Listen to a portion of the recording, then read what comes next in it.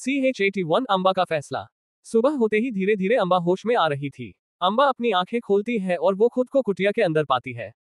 उसे बहुत आश्चर्य हो रहा था। उसके सर में बहुत दर्द भी था। अम्बा को कुछ समझ में नहीं आ रहा था। वो अपने ठीक सामने सिद्धार्थ को बैठा देखती है। अम्बा सिद्धार्थ से पूछती है, मुझे क्या हुआ है? मेरे सर में बहुत दर्द हो रहा है। मैं यहाँ क्या कर रही हूँ? सिद्धार्थ, मैं तो ध्यान में थी। फिर यहाँ कैसे, मुझे क्या हुआ था? अम्बा को इस तरह परेशान देख उसे शांत कराते हुए सिद्धार्थ उससे कहता है, सब कुछ ठीक है अम्बा, तुम भी बिल्कुल ठीक हो, पर अभी तुम्हें आराम करना चाहिए। अपने दिमाग पर ज्यादा जोर मत दो, तुम्हारी तबीयत और खराब हो सकती है। सिद्धार्थ की तसल्ली भरी बातें सुनने के बाद भी अम्बा की परेशानी कम नहीं हो रही थी। उसे इतना तो समझ आ रहा था कि उसका ध्यान भंग हो चुका है। वो असफल हो चुकी है। वो और ज्यादा परेशान होकर सिद्धार्थ से पूछती है, ऋषि भारद्वाज कहाँ है? क्या मैं असफल हो गई हूँ? मुझे हुआ क्या था? मैं तो ध्यान में थी। मेरे सर में बहुत दर्द हो रहा था। ऐसा लगा जैसे मेरा शरीर फटने वाला है। उसके बाद मुझे कुछ भी याद नहीं है। ऋषि भारद्वाज को बुलाओ सिद्धार्थ, उन्हें तुरंत बुलाओ, मुझे उनसे बात करनी है। सिद्धार्थ उसे समझाने की कोशिश करता है पर अम्बा नहीं मानती है।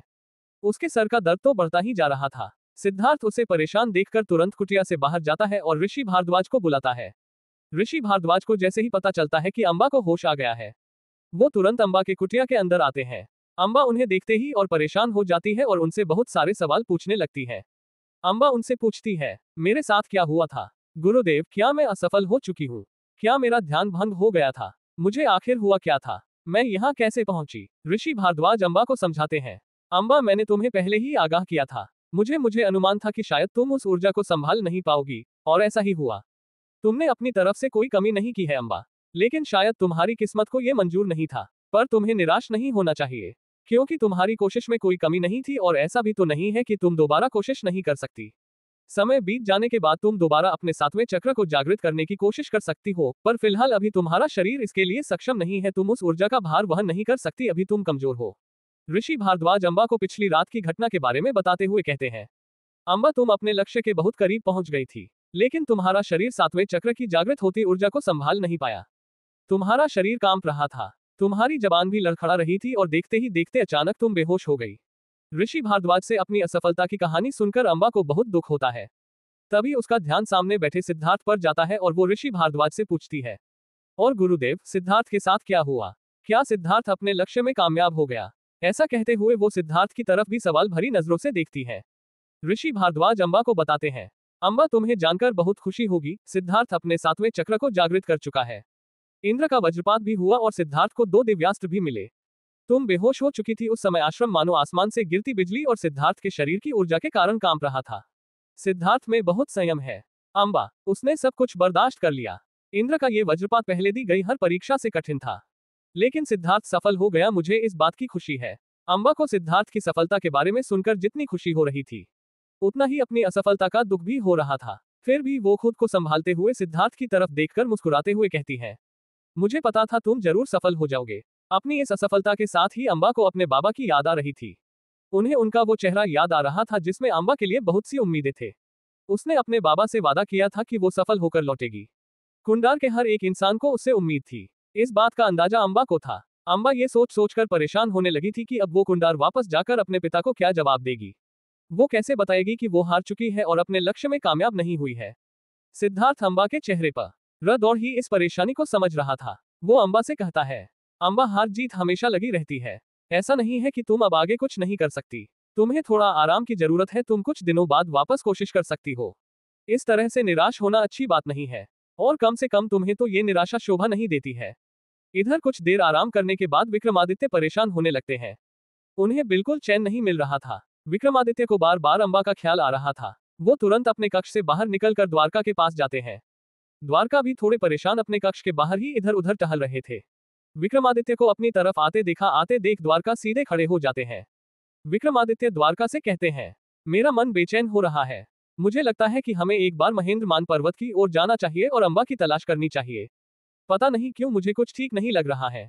मैं समझता हूँ आपको ये बातें अजीब लग रही होगी, लेकिन मैं एक पिता हूँ और अपनी बेटी की परेशानी समझ सकता हूँ। उसके बारे में परेशान होना, उसके बारे में सोचने का मुझे हक है। द्वारका विक्रमादित्य से कहते हैं, आप ठीक कह रहे हैं। आपको बार बार इस तरह से परेशान देख अब मुझे भी अम्बा की चिंता हो रही है। मुझे थोड़ा वक्त दीजिए, मैं अनंत मणि से बात करके आता हूँ, उसके बाद हम महेंद्रमान पर्वत की ओर चलेंगे। हम आज ही अम्बा की तलाश करेंगे। लेकिन आप ये जरूर याद रखें कि हम पर्वत के ऊपर नहीं जा सकते। सिर्फ पर्वत के नीचे जाकर अम्बा की तलाश कर सकते हैं। उससे आगे जाना हमारे बस में नहीं है और कम से कम आपके बस में तो बिल्कुल भी नहीं है। विक्रमादित्य द्वारका से कहते हैं, हाँ मैं ये बात अच्छी तरह से जानता हूँ। मुझे सिन्हिका के बारे में अंदाजा है। पर कम से कम हम पर्वत के नीचे अम्बा की तलाश कर सकते हैं। ऐसा करके मुझे संतुष्टि मिलेगी। विक्रमादित्य एक लंबी सांस खींचते हुए द्वारका से फिर कहते हैं, लेकिन अगर अनंत मणि या किसी और कारण से आप मेरे साथ नहीं जाना चाहते तो मुझे कोई आपत्ति नहीं है, मैं अकेला ही अम्बा को ढूंढने चला जाऊंगा। विक्रमादित्य की बात सुनकर द्वारका हंसते हुए कहते हैं, नहीं ऐसी कोई बात नहीं है, लेकिन अनंत मणि को सूचित करना जरूरी है। बस उससे बात करके तुरंत आपको सूचना देता हूँ। हम अम्बा को ढूंढने जरूर जाएंगे, मुझे थोड़ा वक्त दीजिए।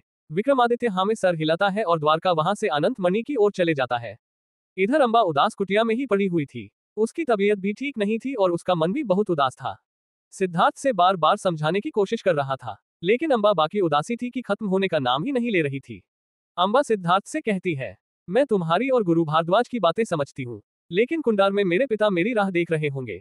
उन्हें उम्मीद थी कि मैं सफल होकर लौटूंगी। मैं उन्हें जाकर क्या जवाब दूंगी, वो मेरी तरफ से एक बार फिर उदास हो जाएंगे। एक बार फिर मैं उनका मान नहीं रख पाऊंगी। थोड़ी देर में ऋषि भारद्वाज कुछ औषधि लेकर अम्बा के पास आते हैं और सिद्धार्थ के हाथों में औषधि देते हुए कहते हैं, सिद्धार्थ मुझे जंगल की तरफ जाना है। तुम अम्बा को ये दवा पिला देना और इसका ख्याल रखना।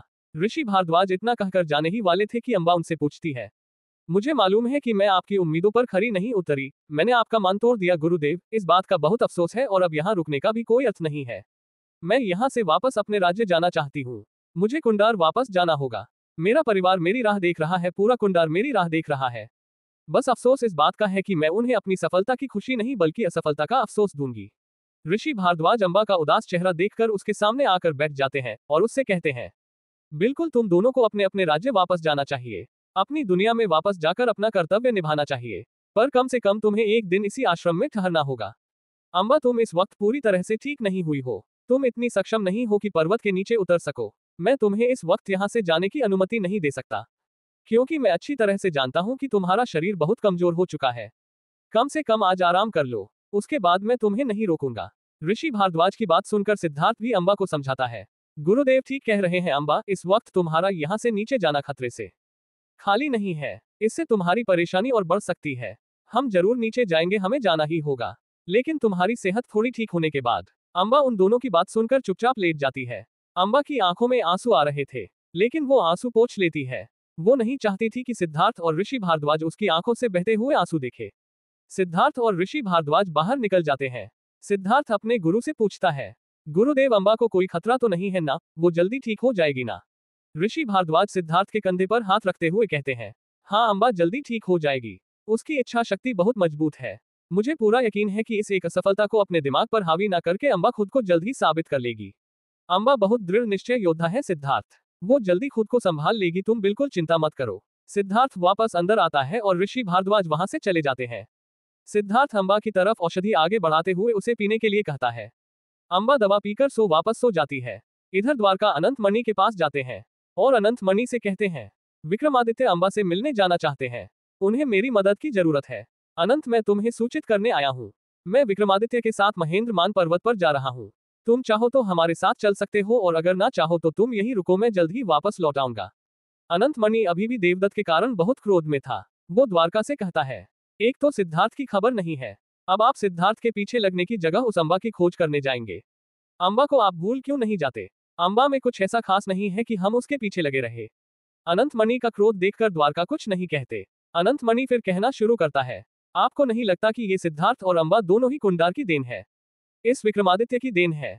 विक्रमादित्य ने ही तो सिद्धार्थ को भी पाल पोस कर बड़ा किया है और अब वही उनकी जिंदगी का कांटा बन चुका है, साथ ही हमारे मार्ग का भी सबसे बड़ा रुकावट बन चुका है।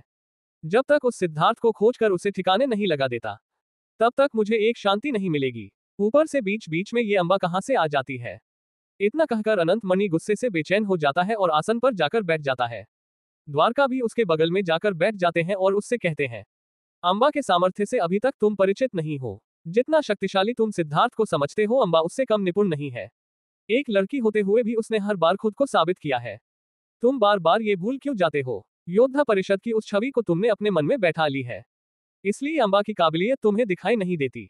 द्वारका की किसी भी बात का अनंत मणि पर कोई असर नहीं हो रहा था। वो तो बस गुस्से से लाल सिद्धार्थ के बारे में सोचते हुए बैठा हुआ था। द्वारका थककर अनंत मणि से कहते हैं, ठीक है तुम यहीं रुको, मैं विक्रमादित्य के साथ अंबा को तलाशने जा रहा हूँ।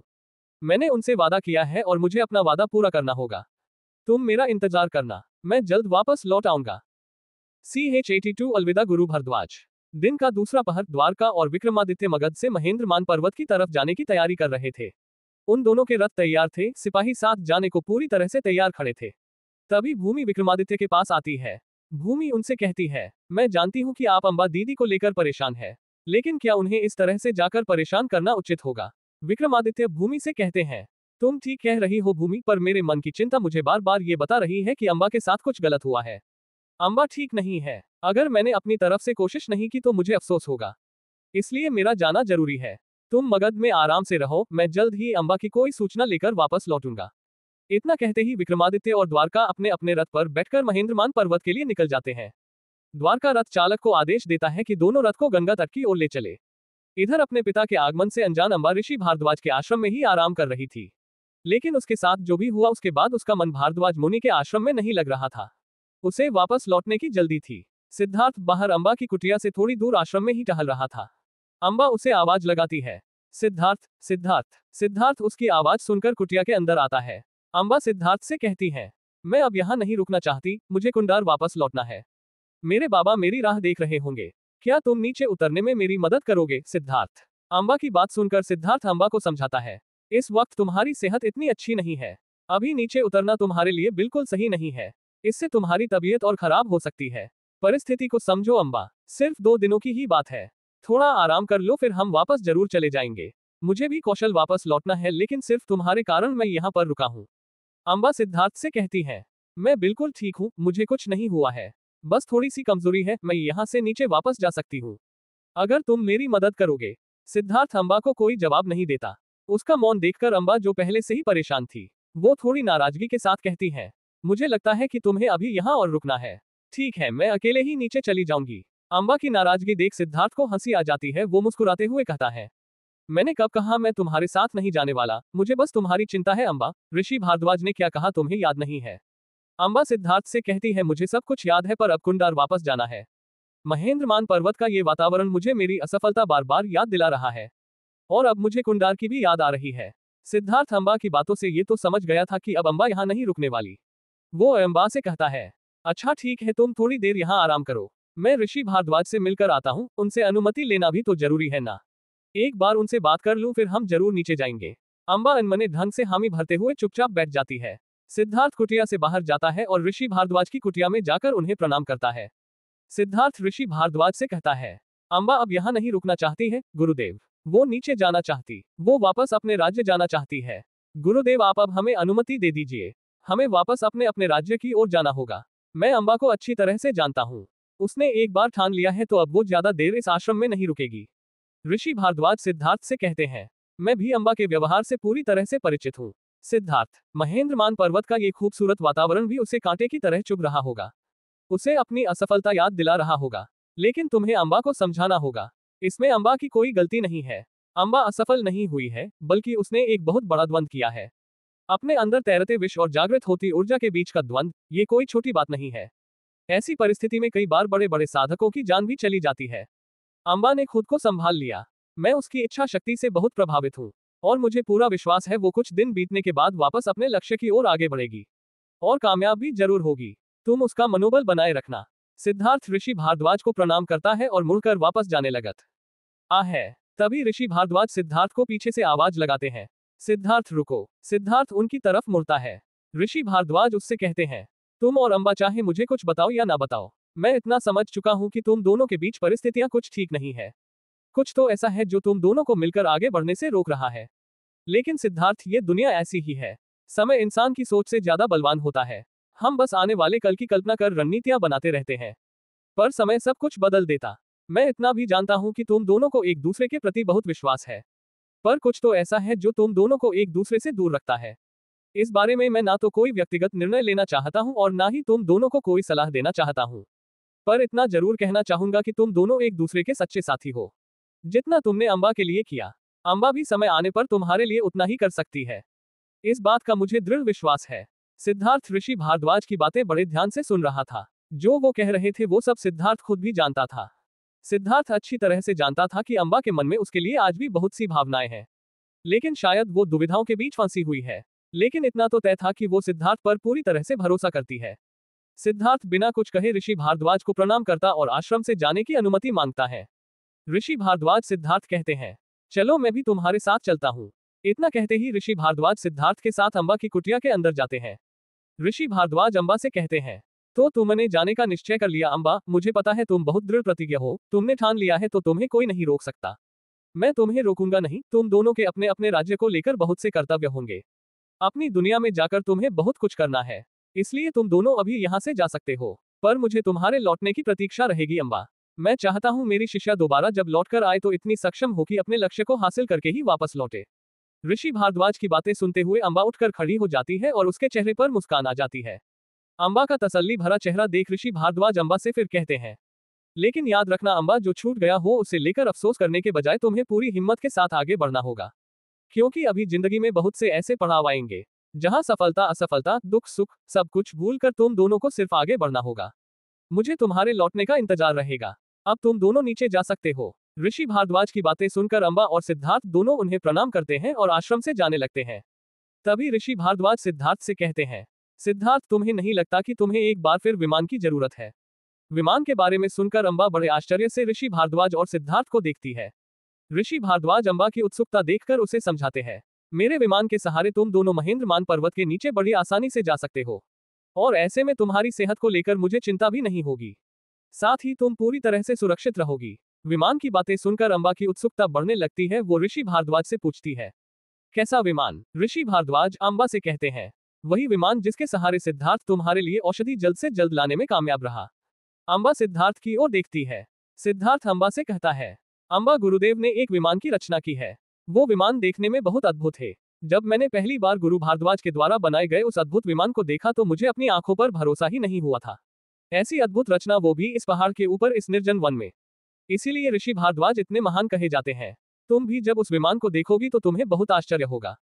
वो बहुत अद्भुत है। तुम्हारे लिए औषधि लाने में विमान ने मेरी बहुत मदद की है, वरना शायद मैं अपने लक्ष्य में कामयाब नहीं हो पाता। गुरुदेव का वो अनोखा विमान समय की गति के साथ दौड़ता है। ऐसा लगता है मानो हवा पंख बनकर विमान की सहायता करती हो। सिद्धार्थ की बातें सुनकर ऋषि भारद्वाज मुस्कुराते हुए उससे कहते हैं, सिद्धार्थ, अब समय व्यर्थ मत गवाओ, जाओ आश्रम के पीछे से उस विमान को यहाँ लेकर आओ। उसे आश्रम के मुख्य द्वार के सामने उतारना। ऋषि भारद्वाज का आदेश सुनकर सिद्धार्थ आश्रम से बाहर चला जाता है। अम्बा और ऋषि भारद्वाज सिद्धार्थ के वापस आने का इंतजार कर रहे थे। इधर विक्रमादित्य और द्वारका तेज गति से गंगा तट की ओर आगे बढ़ रहे थे। उन दोनों को महेंद्रमान पर्वत के नीचे गंगा तट तक पहुंचने की जल्दी थी। थोड़ी ही देर में सिद्धार्थ विमान लेकर आश्रम के ठीक सामने आ जाता है। हवा में उड़ते हुए विमान को भूमि तक नीचे उतरते हुए अम्बा बड़े आश्चर्य से देख रही थी। विमान जितना खूबसूरत था उसकी गति उतनी ही तेज थी। उसके जमीन पर नीचे उतरते ही ऐसा लग रहा था मानो हवा का एक बवंडर आ गया हो और आश्रम के आसपास के पेड़ पौधे हवा की तेज गति से हिलने लगे थे।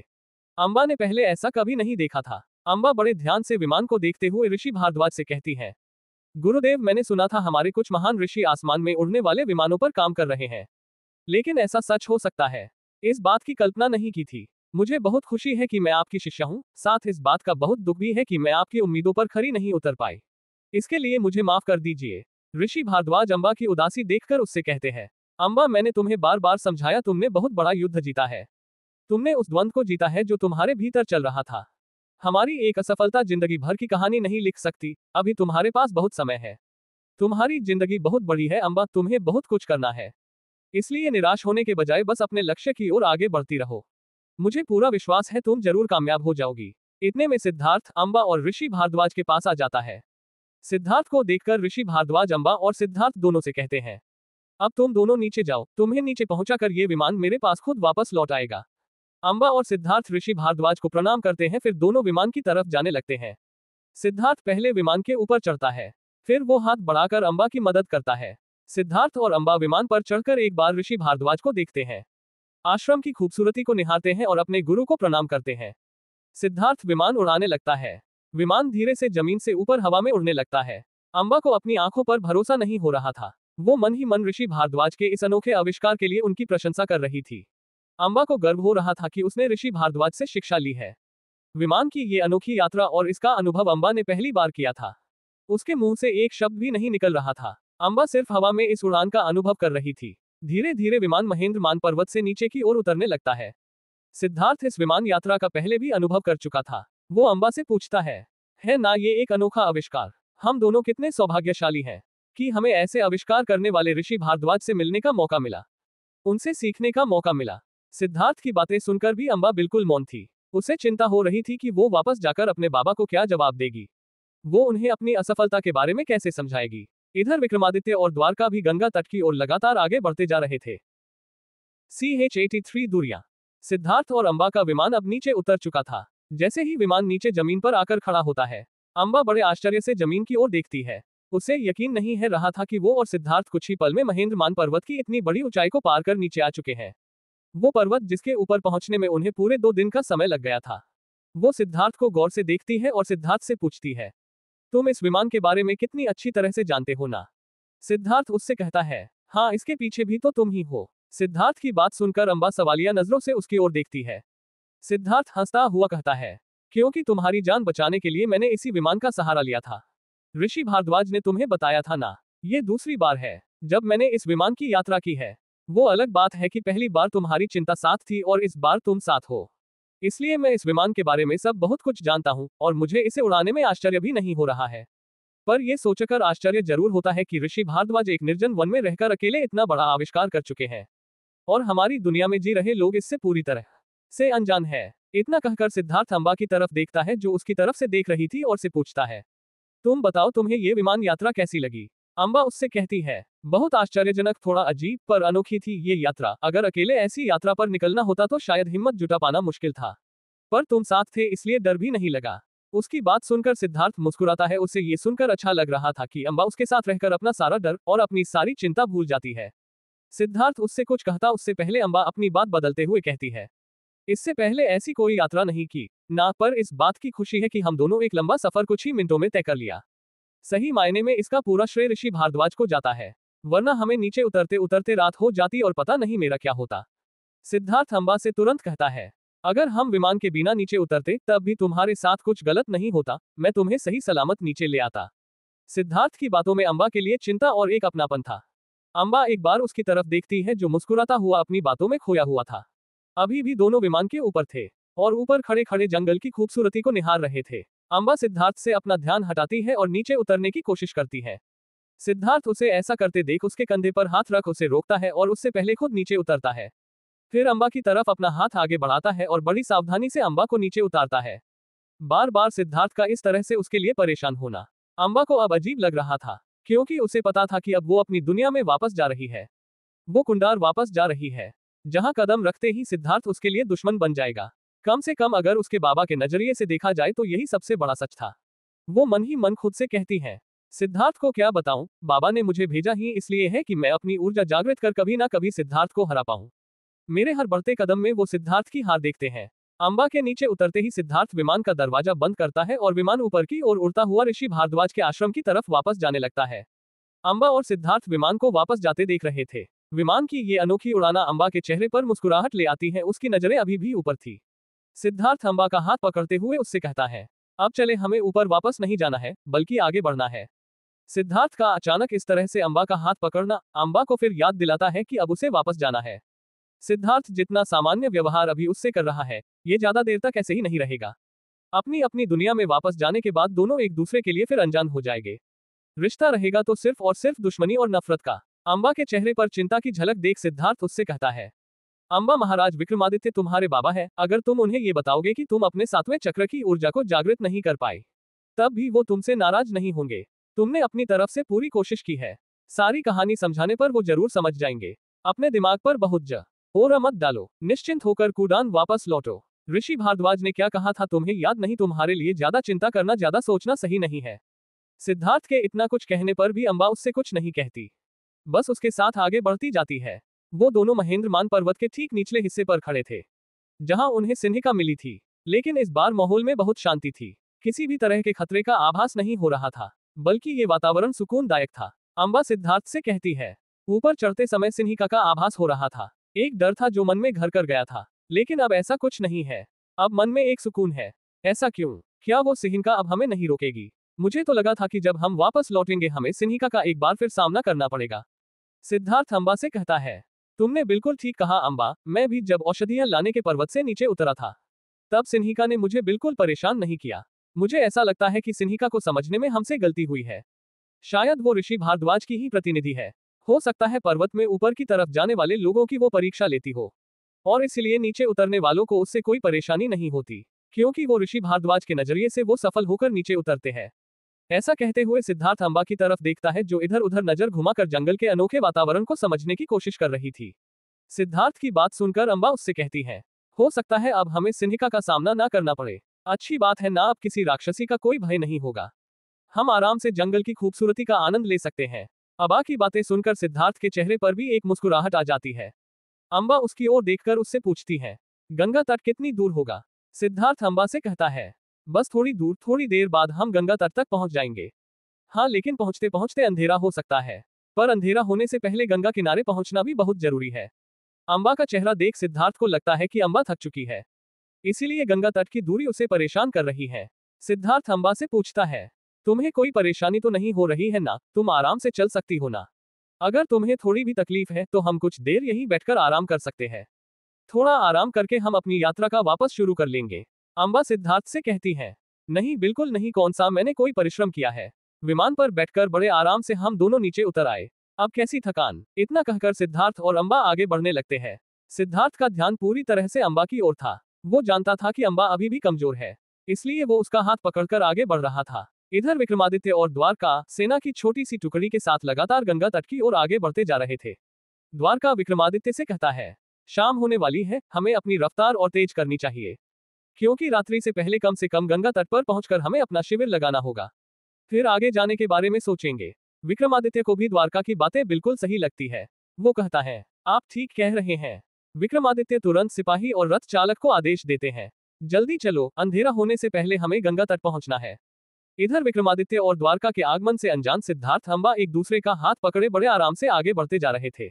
सिद्धार्थ के मन में कुछ सवाल थे, जो वो अम्बा से पूछना चाहता था, लेकिन उसकी हिम्मत नहीं हो रही थी। वो चलते चलते बार बार अम्बा की तरफ देखता है, जो सीधे सामने देखकर चलती जा रही थी। आखिरकार सिद्धार्थ एक लंबी सांस खींचते हुए अम्बा से अपने मन की बात पूछने का निर्णय लेता है, और मन ही मन खुद से कहता है, यही सही मौका है, आज अम्बा से पूछ लिया तो पूछ लिया, फिर आगे शायद कभी इससे मुलाकात ना हो। कुछ कदम आगे बढ़ने के बाद सिद्धार्थ अम्बा से कहता है, अम्बा अगर तुम बुरा ना मानो तो मैं तुमसे कुछ पूछ सकता हूँ। अचानक सिद्धार्थ का ये सवाल सुनकर अम्बा उसकी तरफ देखती है और सिर्फ इशारे से हाँ कहती है। सिद्धार्थ उसकी हाँ पर मुस्कुराता हुआ उससे कहता है, कुंडार जाने के बाद शायद हम दोबारा कभी नहीं मिलेंगे। मैं अभी यही गंगा तट के किनारे ही रुकूंगा, क्योंकि मुझे ऋषि कश्यप की दी हुई उस किताब को पूरा पढ़ना है। अभी मैंने उस किताब का सिर्फ एक पड़ाव पार किया है। 7वें चक्र की ऊर्जा जागृत हो गई। अब उसमें क्या लिखा है मुझे नहीं पता। उनके लिखे गए आदेश के अनुसार इस पर्वत से नीचे उतरकर ही मैं दूसरे चरण की ओर आगे बढ़ सकता हूँ।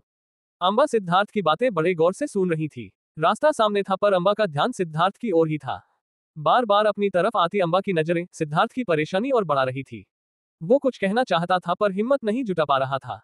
अम्बा सिद्धार्थ की स्थिति भांपकर उससे कहती है, तुम कुछ कहना चाहते हो पर कह नहीं पा रहे हो, है ना? जो भी कहना है खुलकर कहो सिद्धार्थ, क्योंकि शायद आगे हमारी किस्मत हमें ये मौका दोबारा ना दे। अम्बा की ये बात सिद्धार्थ का हौसला बढ़ाती है। वो बिना रुके एक ही सांस में कह देता है, क्या तुम कुछ दिन और यही गंगा किनारे रुक सकती हो सकता है ना ऋषि कश्यप की लिखी गई कोई बात तुम्हारे काम आ जाए, या ये भी हो सकता है कि उनके बताए मार्ग पर चलने के लिए मुझे तुम्हारी मदद की जरूरत पड़े। अम्बा समझ सकती थी कि सिद्धार्थ उसे रोकने के लिए ये अजीब से बहाने बना रहा है। अम्बा उससे कहती है, कैसी बात कर रहे हो? जिस किताब के लिए तुमने कुंडार में चोरी की, मुझसे युद्ध किया, बाबा को भी हरा दिया और चुपचाप युद्ध के नियम से बिल्कुल मुंह मोड़कर रातों रात अपनी गरिमा का ख्याल किए बिना भागकर वापस चले आए। वो किताब और उसमें क्या लिखा है, क्या तुम मुझे पढ़ने दोगे? तुम भी जानते हो और मैं भी जानती हूँ, वो सिर्फ तुम्हारे लिए है। मुझे खुशी है कि तुम ऋषि भारद्वाज की दी गई शिक्षा पूरी कर चुके हो, और अब ऋषि कश्यप के बताए मार्ग पर आगे चलकर तुम एक श्रेष्ठ योद्धा बन जाओगे। ये तो बहुत खुशी की बात है। किताब का जिक्र आते ही अम्बा के चेहरे पर मायूसी का भाव आ जाता है। वो सिद्धार्थ से कहती है, सिद्धार्थ वो किताब मेरी किस्मत नहीं है। ऋषि कश्यप तुम्हारे गुरु थे, उन्होंने जो भी लिखा है सिर्फ और सिर्फ तुम्हारे लिए लिखा है। मेरे बाबा ने उस किताब को तुमसे छीनकर गलत किया था। जो जिसके हिस्से में होता है वो उसे मिल ही जाता है। तुम्हारी किताब थी, तुम्हारी अमानत थी, और आखिरकार तुम तक पहुंच ही गई। अब इसमें आगे क्या लिखा है, तुम्हें और क्या हासिल होने वाला है, ये सब कुछ तुम्हारे लिए है, मेरे लिए नहीं, इसलिए मेरा और यहाँ रुकने का कोई मतलब नहीं है। वैसे भी कुंडार में सब मेरी राह देख रहे होंगे, अब मुझे वापस जाना ही होगा। सिद्धार्थ समझ चुका था कि अम्बा अब कुंडार वापस जाने वाली है और उसे अकेले इस जंगल में रुकना होगा, पर वो चाहकर भी अम्बा को अपने साथ और नहीं रोक सकता था। ऊपर आसमान में ढलता हुआ सूरज और गंगा तट से कम होती दूरी सिद्धार्थ की बेचैनी बढ़ा रही थी। वो बहुत कुछ कहना चाहता था पर क्या कहे उसे समझ नहीं आ रहा था। अभी भी अम्बा का हाथ पकड़े वो आगे बढ़ रहा था और अम्बा भी उसके साथ साथ आगे बढ़ रही थी। सिद्धार्थ को मौन और बेचैन देखा अम्बा उससे कहती है, सिद्धार्थ अगर मैं तुमसे कुछ पूछूं तो क्या सच सच उसका जवाब दोगे? क्या जो तुम्हारे मन में है वही कहोगे? सिद्धार्थ अम्बा की तरफ देखकर कहता है, हाँ पूछो ना, वादा करता हूँ जो मन में है वही कहूंगा। इतना कहकर सिद्धार्थ अम्बा की तरफ देखता है। उसे इंतजार था कि अम्बा के सवाल का CH84 अनकही बातें। अम्बा सिद्धार्थ से पूछती है, कुंडार में शक्ति संस्कार के दौरान तुमने मुझे अपनी उपचक्रों की ऊर्जा दे दी थी। इसके बाद मेरा जीवन तो बच गया पर तुम कमजोर हो गए थे और ये बात तुम पहले से जानते थे। फिर भी अपने बारे में सोचे बिना तुमने मेरे लिए ऐसा किया। और फिर जो कुछ भी हुआ तुम्हारे साथ, बाबा ने जो किया उसमें तुम मुझे भी तो दोषी मानते होगे ना? मैंने भी तो तुम्हारा तिरस्कार किया था। क्यों किया था ये तो मुझे भी नहीं पता, पर शायद उन चक्र की जागृत होती ऊर्जा ने मुझे प्रभावित किया हो। अब बार बार ये सवाल मन में उठता है कि मैंने ऐसा क्यों किया था, लेकिन कोई जवाब सामने नहीं आता। पर तुम्हारे नजरिए से देखे तो मैं तुम्हारी दोषी हूँ। तुम्हें मुझसे नफरत होगी ना? सिद्धार्थ अम्बा का सवाल सुन कुछ देर के लिए चुप हो जाता है और फिर अम्बा की तरफ देखकर उससे कहता है, शक्ति संस्कार के दौरान जो भी हुआ मैंने तुम्हें अपनी उपचक्रों की ऊर्जा दी। इस बात से मुझे कोई तकलीफ नहीं थी। मैंने अपनी इच्छा अनुसार वो काम किया था। मुझे किसी ने मजबूर नहीं किया था। उस वक्त मेरे लिए तुमसे ज्यादा जरूरी और कोई नहीं था। हाँ, बाद में तुमने मेरा तिरस्कार किया। तुमने खुद सामने आकर मुझसे कहा कि मैं तुम्हारे लायक नहीं हूँ। विक्रमादित्य जिन्हें मैं अपने पिता समान मानता था, वो मेरी हत्या की तैयारी कर रहे थे। ये सारी बातें एक एक कर मुझ पर पहाड़ की तरह टूट रही थी। एक ही दिन में अचानक मेरी जिंदगी में सब कुछ बदल गया था।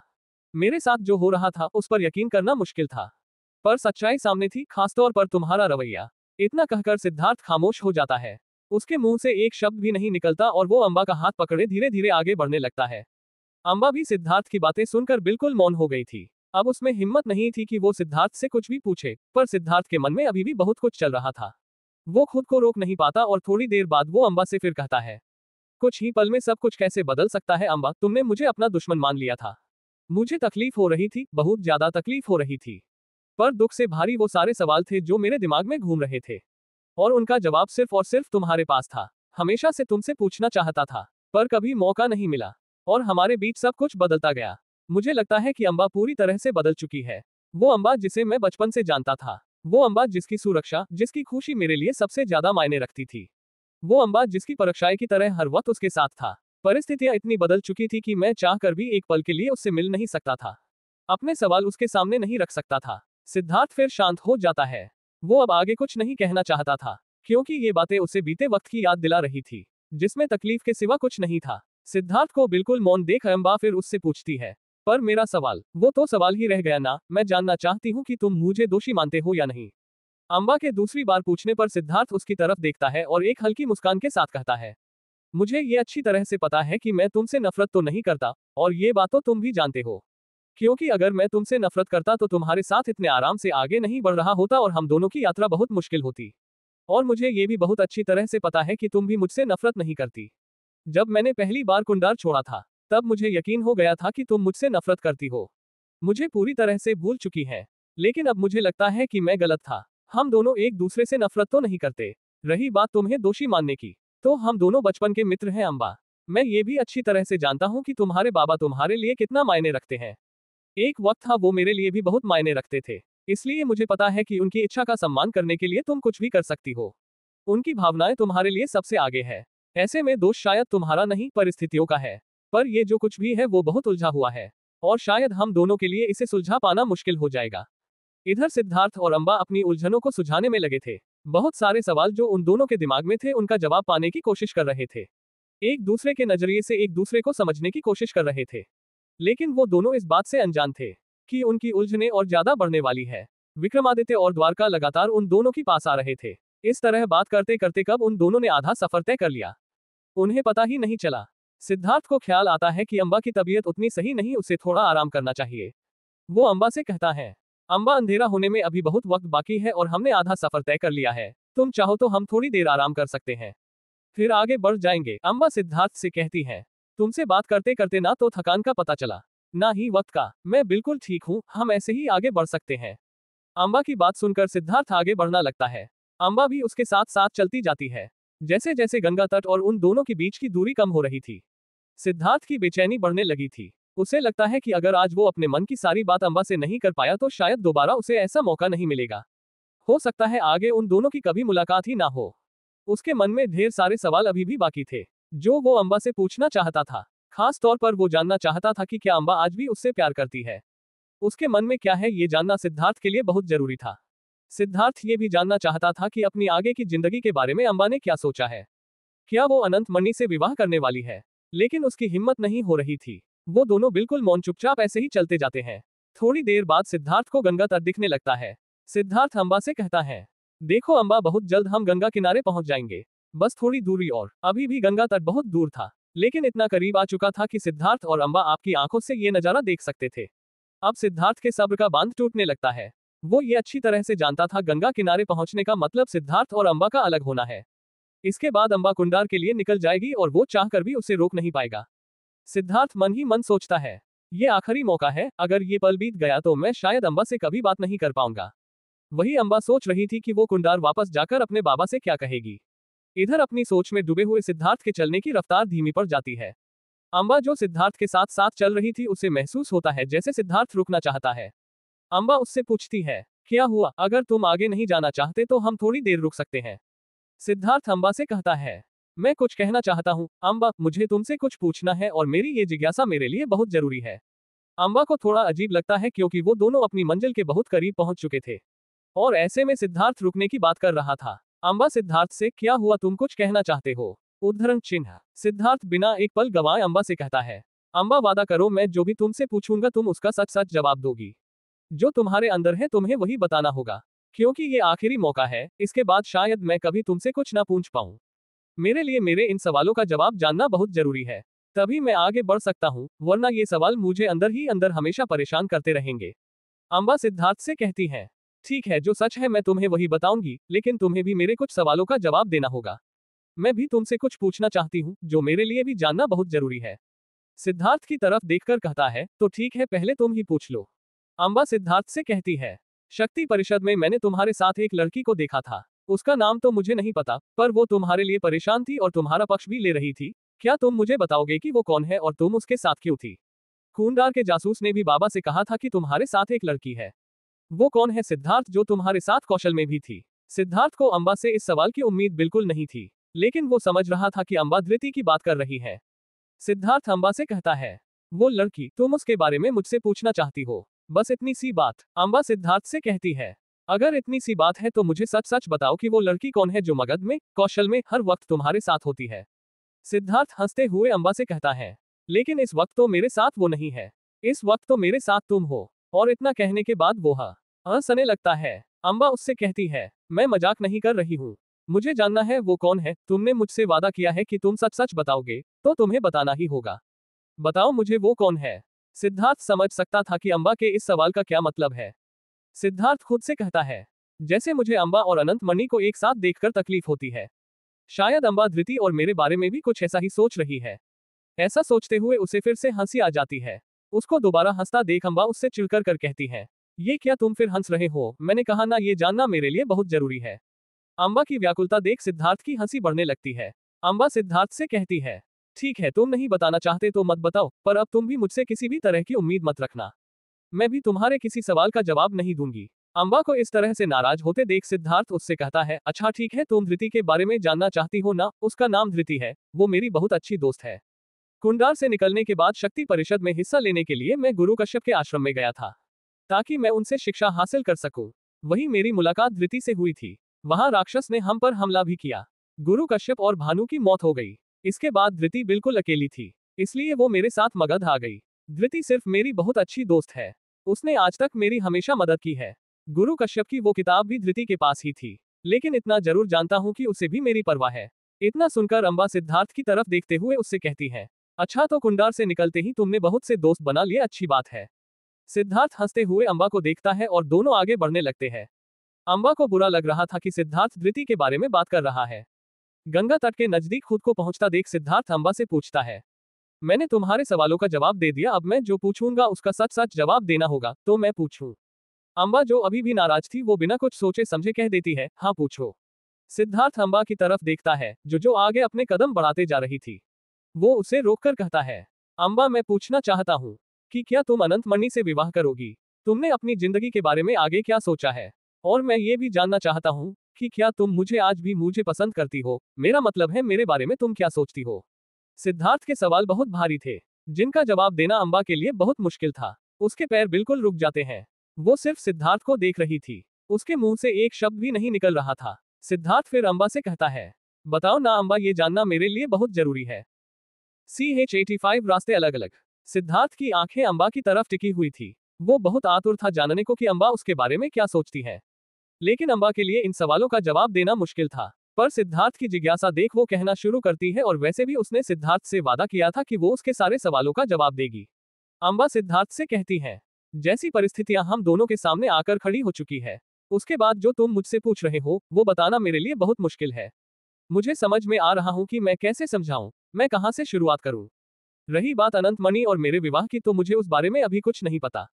बाबा ने अब तक मुझसे कुछ नहीं कहा। उससे विवाह का फैसला मेरा अपना नहीं था, वो मेरे बाबा का फैसला था। इस बारे में मैं तुमसे कुछ नहीं कह सकती। अम्बा इतना कहकर खामोश हो जाती है।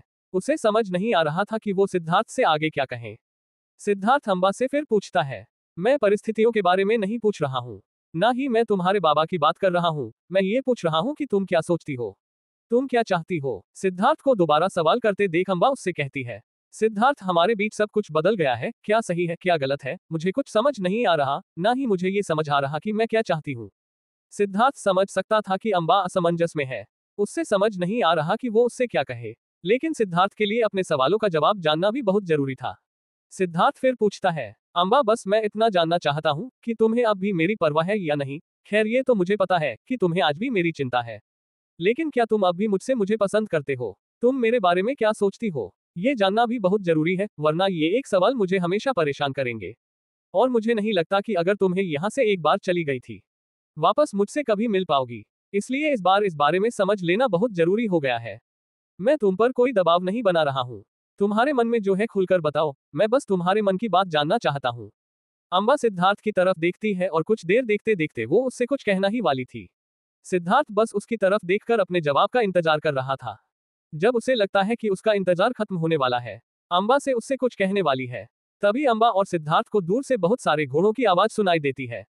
वो दोनों सामने देखते हैं। अभी भी वो घोड़े बहुत दूर थे।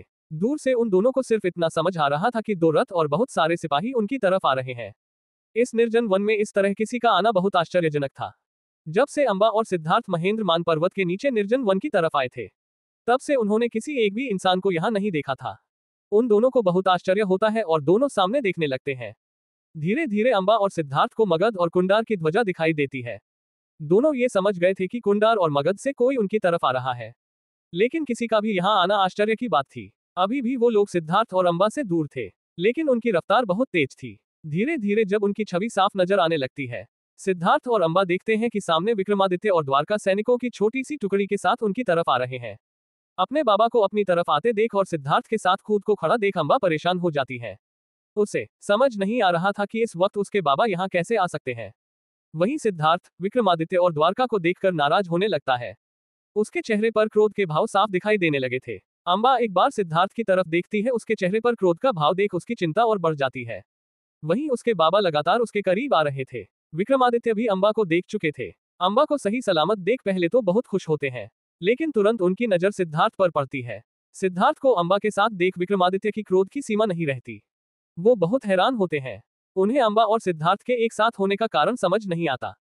विक्रमादित्य खुद से कहते हैं, सिद्धार्थ यहाँ क्या कर रहा है? जरूर सिद्धार्थ मेरी बेटी को कोई नुकसान पहुंचाने आया होगा। इसने अम्बा को कोई नुकसान तो नहीं पहुंचाया ना? अगर इसने मेरी बेटी को जरा सा भी नुकसान पहुंचाया तो मैं इसे छोड़ूं? नहीं। वही द्वारका की नजर भी अम्बा और सिद्धार्थ पर पड़ चुकी थी। द्वारका भी विक्रमादित्य से कहता है, महाराज विक्रमादित्य, सामने अम्बा के साथ सिद्धार्थ खड़ा है। मुझे लगता है सिद्धार्थ अम्बा को नुकसान पहुंचाने आया है। मैंने पहले भी कहा था ये सिद्धार्थ हमारे रास्ते का सबसे बड़ा कांटा है। देखेगी ये अम्बा के पीछे पीछे इस निर्जन वन तक पहुंच गया। सिद्धार्थ को सामने देख विक्रमादित्य जोर से चिल्लाते हैं, सिपाहियों सावधान, सामने सिद्धार्थ है, अम्बा को कोई नुकसान ना हो। वही विक्रमादित्य भी अपनी तलवार निकाल लेते हैं। अपने महाराज का आदेश सुन सिपाही सतर्क हो जाते हैं। सबकी गति तेज हो जाती है। विक्रमादित्य और द्वारका तेजी से सिद्धार्थ और अम्बा की तरफ आगे बढ़ते जा रहे थे। सिद्धार्थ सबकी निकलती हुई तलवार को देख खुद सतर्क हो जाता है और वो भी अपने भाले पर अपनी पकड़ मजबूत कर लेता है। सिद्धार्थ पूरी तरह से तैयार था। वो मन ही मन सोचता है, विक्रमादित्य और द्वारका का कोई भरोसा नहीं है। दोनों एक साथ है, इसका मतलब ये मुझे नुकसान पहुंचाने की कोशिश जरूर करेंगे। इतना सोचकर वो अपने भाले को तेजी से घुमाता है और थोड़ी तेज आवाज में कहता है, मैं भी पूरी तरह से तैयार हूँ। सिद्धार्थ का इस तरह से भाले को घुमाना और उसके चेहरे का तेज बता रहा था कि सिद्धार्थ अपनी तरफ से पूरी तैयारी कर चुका है। वहीं विक्रमादित्य और बाकी सभी की निकलती हुई तलवार देख अम्बा परेशान हो जाती है। वो नहीं चाहती थी कि एक बार फिर सिद्धार्थ और विक्रमादित्य के बीच युद्ध हो। अम्बा सिद्धार्थ से कहती है, रुको सिद्धार्थ, ये तुम क्या कर रहे हो? मैं अपने बाबा से बात करूंगी, वो मेरी बात जरूर समझेंगे। सिद्धार्थ क्रोध में था, उसे अम्बा की कोई बात सुनाई नहीं दे रही थी। थोड़ी देर में विक्रमादित्य, द्वारका और सारे सिपाही अम्बा और सिद्धार्थ को चारों ओर से घेर लेते हैं। अम्बा इसके लिए बिल्कुल तैयार नहीं थी। विक्रमादित्य जोर से चिल्लाकर अम्बा से पूछते हैं, अम्बा तुम ठीक हो ना? अम्बा विक्रमादित्य से कहती है, बाबा मैं बिल्कुल ठीक हूँ, आप लोग ये क्या कर रहे हैं? सिपाहियों को आदेश दीजिए कि वो अपनी तलवारें अंदर रखें। विक्रमादित्य अम्बा से कहते हैं, अम्बा तुम ठीक हो ना? तुम तुरंत ऊपर आओ, तुम्हें सिद्धार्थ से डरने की जरूरत नहीं है, हम इसे देख लेंगे। द्वारका भी अम्बा से कहते हैं, अम्बा महाराज विक्रमादित्य ठीक कह रहे हैं, आप तुरंत ऊपर आइए। विक्रमादित्य और द्वारका की बातें सुनने के बाद भी अम्बा सिद्धार्थ के बगल में ही खड़ी थी। वो सिद्धार्थ को देख रही थी, उसके चेहरे पर बहुत क्रोध था। वही सब कुछ इस तरह से खड़े थे जैसे तुरंत ही इन सभी के बीच युद्ध हो सकता है। अम्बा सबको बड़े आश्चर्य से देख रही थी, उसे कुछ समझ नहीं आ रहा था। अम्बा को इस तरह शांत खड़ा देख विक्रमादित्य उसे फिर एक बार आवाज लगाते हैं, आओ अम्बा ऊपर आओ। वो अपना हाथ आगे बढ़ाकर अम्बा को ऊपर आने का इशारा करते हैं। अम्बा इस बार विक्रमादित्य की बात ध्यान से सुनती है और उनकी तरफ आगे बढ़ने लगती है। सिद्धार्थ अम्बा को खुद से दूर जाते देख रहा था, उसका ध्यान बाकी सभी की तरफ भी था। अम्बा के थोड़ा दूर हटते ही सिपाही सिद्धार्थ के और करीब आने लगते हैं। अम्बा ये देखकर विक्रमादित्य से कहती है, बाबा सिपाहियों को शांत रहने के लिए कहिए। सिद्धार्थ ने मुझे कोई नुकसान नहीं पहुंचाया है, वो मेरा दुश्मन नहीं है, बल्कि उसने मेरी जान बचाई है। विक्रमादित्य द्वारका की नजर सिर्फ और सिर्फ सिद्धार्थ पर गड़ी हुई थी। अम्बा क्या कह रही थी उन दोनों को कुछ समझ नहीं आ रहा था। वो अम्बा से फिर कहते हैं, ऊपर आओ अम्बा, और वो सिपाहियों को आदेश देते हैं, इस सिद्धार्थ को घेर लो। विक्रमादित्य का आदेश मिलते ही सिपाही सिद्धार्थ को चारों ओर से घेर कर खड़े हो जाते हैं। अम्बा जल्दी से अपने बाबा के रथ पर चढ़ जाती है और उनसे कहती है, सिद्धार्थ की कोई गलती नहीं है बाबा, उसने तो मेरी जान बचाई है, आपको उसे धन्यवाद कहना चाहिए और आप उसको नुकसान पहुंचाने की बात कर रहे हैं। पहले आप मेरी पूरी बात तो सुन लीजिए। अम्बा के बार बार इस तरह जोर देकर कहने पर विक्रमादित्य का ध्यान अम्बा की ओर जाता है। वो उससे पूछते हैं, तुम कहना क्या चाहती हो? इसने तुम्हारी जान बचाई, क्या हुआ था तुम्हें, क्या हुआ है अम्बा, पूरी बात बताओ। विक्रमादित्य अम्बा से पूछने लगते हैं, जब इसने तुम्हें कोई नुकसान नहीं पहुंचाया तो ये यहाँ क्या कर रहा है, और तुम इसके साथ क्यों हो? बताओ, जल्दी बताओ। अम्बा, क्या ये तुम्हारा पीछा करते करते यहाँ तक आ गया? अम्बा कुछ कहती उससे पहले ही विक्रमादित्य सिद्धार्थ से कहन ए लगते हैं, तुमने ठीक नहीं किया सिद्धार्थ, तुम अम्बा के साथ ऐसा कैसे कर सकते हो? अगर तुमने अम्बा को जरा सा भी नुकसान पहुंचाया है तो मैं तुम्हें छोड़ूंगा नहीं। कुंडाई के तुम पर बहुत एहसान है और उन एहसानों का बदला तुम इस तरह से चुका रहे हो। आज तुम जो कुछ भी हो कुंडार की बदौलत ही हो, और ये बात तुम्हें भूलनी नहीं चाहिए। विक्रमादित्य का रौब और उसकी बातें सुनकर सिद्धार्थ को क्रोध आने लगता है। वो विक्रमादित्य से कहता है, मैं किसी के पीठ पीछे वार नहीं करता, मैंने आपकी बेटी को कोई नुकसान नहीं पहुंचा, आप उससे खुद पूछ लीजिए, मुझ पर इल्जाम लगाने से पहले उसकी बात सुन लीजिए। सिद्धार्थ के मुंह से ये बात सुनकर विक्रमादित्य अम्बा से पूछते हैं, बताओ अम्बा क्या हुआ था? अम्बा विक्रमादित्य से कहती है, बाबा मेरी तरह सिद्धार्थ भी ऋषि कश्यप के आश्रम शिक्षा लेने गया था, वहां मुझे एक जहरीले बिच्छू ने काट लिया, मेरी जान तो लगभग जा ही चुकी थी। ऋषि भारद्वाज के मार्गदर्शन पर सिद्धार्थ महेंद्र मान पर्वत के पास अंतरगंगे पर्वत पर गया, वहां उसने अपनी जान जोखिम में डालकर कोलारा मंदिर से औषधियां हासिल की और मेरी जान बचाई। ये करना नामुमकिन था। ऋषि भारद्वाज ने मुझे बताया कि इसमें सिद्धार्थ की भी जान जा सकती थी। अगर वो बिच्छू सिद्धार्थ को काट लेते तो सिद्धार्थ और मैं दोनों मर जाते, पर सिद्धार्थ ने अपनी परवाह नहीं की। वो चाहता तो मुझे मरने के लिए छोड़ सकता था और अपने लक्ष्य की तरफ आगे बढ़ सकता था। वैसे भी आज तक हमारे बीच जो कुछ भी हुआ उसके हिसाब से तो मैं सिद्धार्थ के लिए सिर्फ एक दुश्मन थी, पर उसने ऐसा नहीं किया। उसने ना सिर्फ मेरी जान बचाई, बल्कि सिद्धार्थ ने मेरे ठीक होते तक मेरा पूरा ध्यान रखा। उसके कारण ही मैं स्वस्थ आपके सामने खड़ी हूँ। बाबा के सिद्धार्थ यहाँ नहीं होता तो आपकी अम्बा आपके पास वापस नहीं आ पाती। इस पर्वत से नीचे उतरने में भी उसने मेरी मदद की है। इतना कहकर अम्बा सिद्धार्थ की तरफ देखती है, जो अभी उसी की तरफ देख रहा था। वो पलटकर विक्रमादित्य की ओर देखती है, जिनके चेहरे पर आश्चर्य के भाव थे। अम्बा विक्रमादित्य से एक बार फिर कहती है, आप सिद्धार्थ को गलत समझ रहे हैं बाबा, उसने मेरे साथ कुछ गलत नहीं किया। उसने तो मेरी जान बचाई है। आप सिपाहियों को आदेश दीजिए कि उसे जाने दे। विक्रमादित्य को अम्बा की बातों पर भरोसा नहीं हो रहा था, लेकिन वो अपनी बात बेटी की बात काट भी नहीं सकते थे। विक्रमादित्य जब जहरीले बिच्छू की बात सुनते हैं, वो अम्बा से पूछते हैं, अम्बा तुम ठीक तो हो ना? द्वारका भी उन सभी की बातें बड़े ध्यान से सुन रहा था। द्वारका विक्रमादित्य से कहते हैं, अम्बा ठीक कह रही है महाराज विक्रमादित्य, सिद्धार्थ ने अगर अम्बा की जान बचाई है तो हमें भी उसे जाने देना चाहिए। वैसे भी हम अम्बा की तलाश में यहाँ आए थे। सिद्धार्थ से हमारा कोई मतलब नहीं है। विक्रमादित्य सिपाहियों को इशारे से आदेश देते हैं। विक्रमादित्य का आदेश पाते ही सिपाही अपनी तलवारें अंदर रख सिद्धार्थ को छोड़कर पीछे खड़े हो जाते हैं। सिपाहियों को पीछे हटता देख सिद्धार्थ अपना भाला अंदर रख लेता है। विक्रमादित्य और द्वारका की नजरें सिद्धार्थ पर ही गड़ी हुई थी। द्वारका विक्रमादित्य से कहते हैं, अब हमें वापस चलना चाहिए। रात का ये सफर कठिन होगा, अगर जल्दी निकल जाएंगे तो आगे जाकर अपना शिविर लगा सकते हैं। फिर भोर होते ही हम मगध के लिए वापस निकल जाएंगे। CH86 अतीत को सुलझाओ। द्वारका विक्रमादित्य से जाने की बात कह रहे थे। उनकी बात सुनकर विक्रमादित्य अपने सिपाहियों को पीछे पलटकर वापस चलने का आदेश देते हैं। सिपाही उनकी बात मानते हुए रथ को घेर कर जाने की तैयारी करते हैं। रथ की दिशा भी बदल जाती है। सिद्धार्थ अकेला जमीन पर पीछे खड़ा हुआ था। अम्बा चाहकर भी उसे अलविदा नहीं कह सकती थी। अम्बा अपने पिता के साथ वापस जा रही थी। सिद्धार्थ उन सभी को वापस जाता हुआ देख रहा था। अम्बा पीछे पलटकर एक बार सिद्धार्थ की तरफ देखती है, जो बिल्कुल अकेला खड़ा हुआ था। उसके बाद वो वापस मुड़कर आगे देखने लगती है। सिद्धार्थ खुद से कहता है, आखिर ये तो होना ही था। हमें अपने अपने रास्ते पर आगे बढ़ना ही था। सब कुछ जानते हुए भी पता नहीं क्यों एक तकलीफ हो रही है। ऐसा लग रहा है जैसे अभी विक्रमादित्य को रोककर उनसे पूछूं, जब उन्होंने ही मुझे और अम्बा को एक बंधन में बांधा था तो फिर आज वही हमारे बीच कैसे आ गए हैं। सिद्धार्थ ऐसा सोचते हुए है आगे बढ़ने लगता है। विक्रमादित्य और द्वारका अपने सिपाहियों के साथ तेजी से आगे बढ़ रहे थे। कुछ ही देर में वो सब सिद्धार्थ की आंखों से गायब हो जाते हैं। इस निर्जन वन में सिद्धार्थ अकेला गंगा तट की ओर आगे जा रहा था। वो पैदल था, उसके पास घोड़े भी नहीं थे।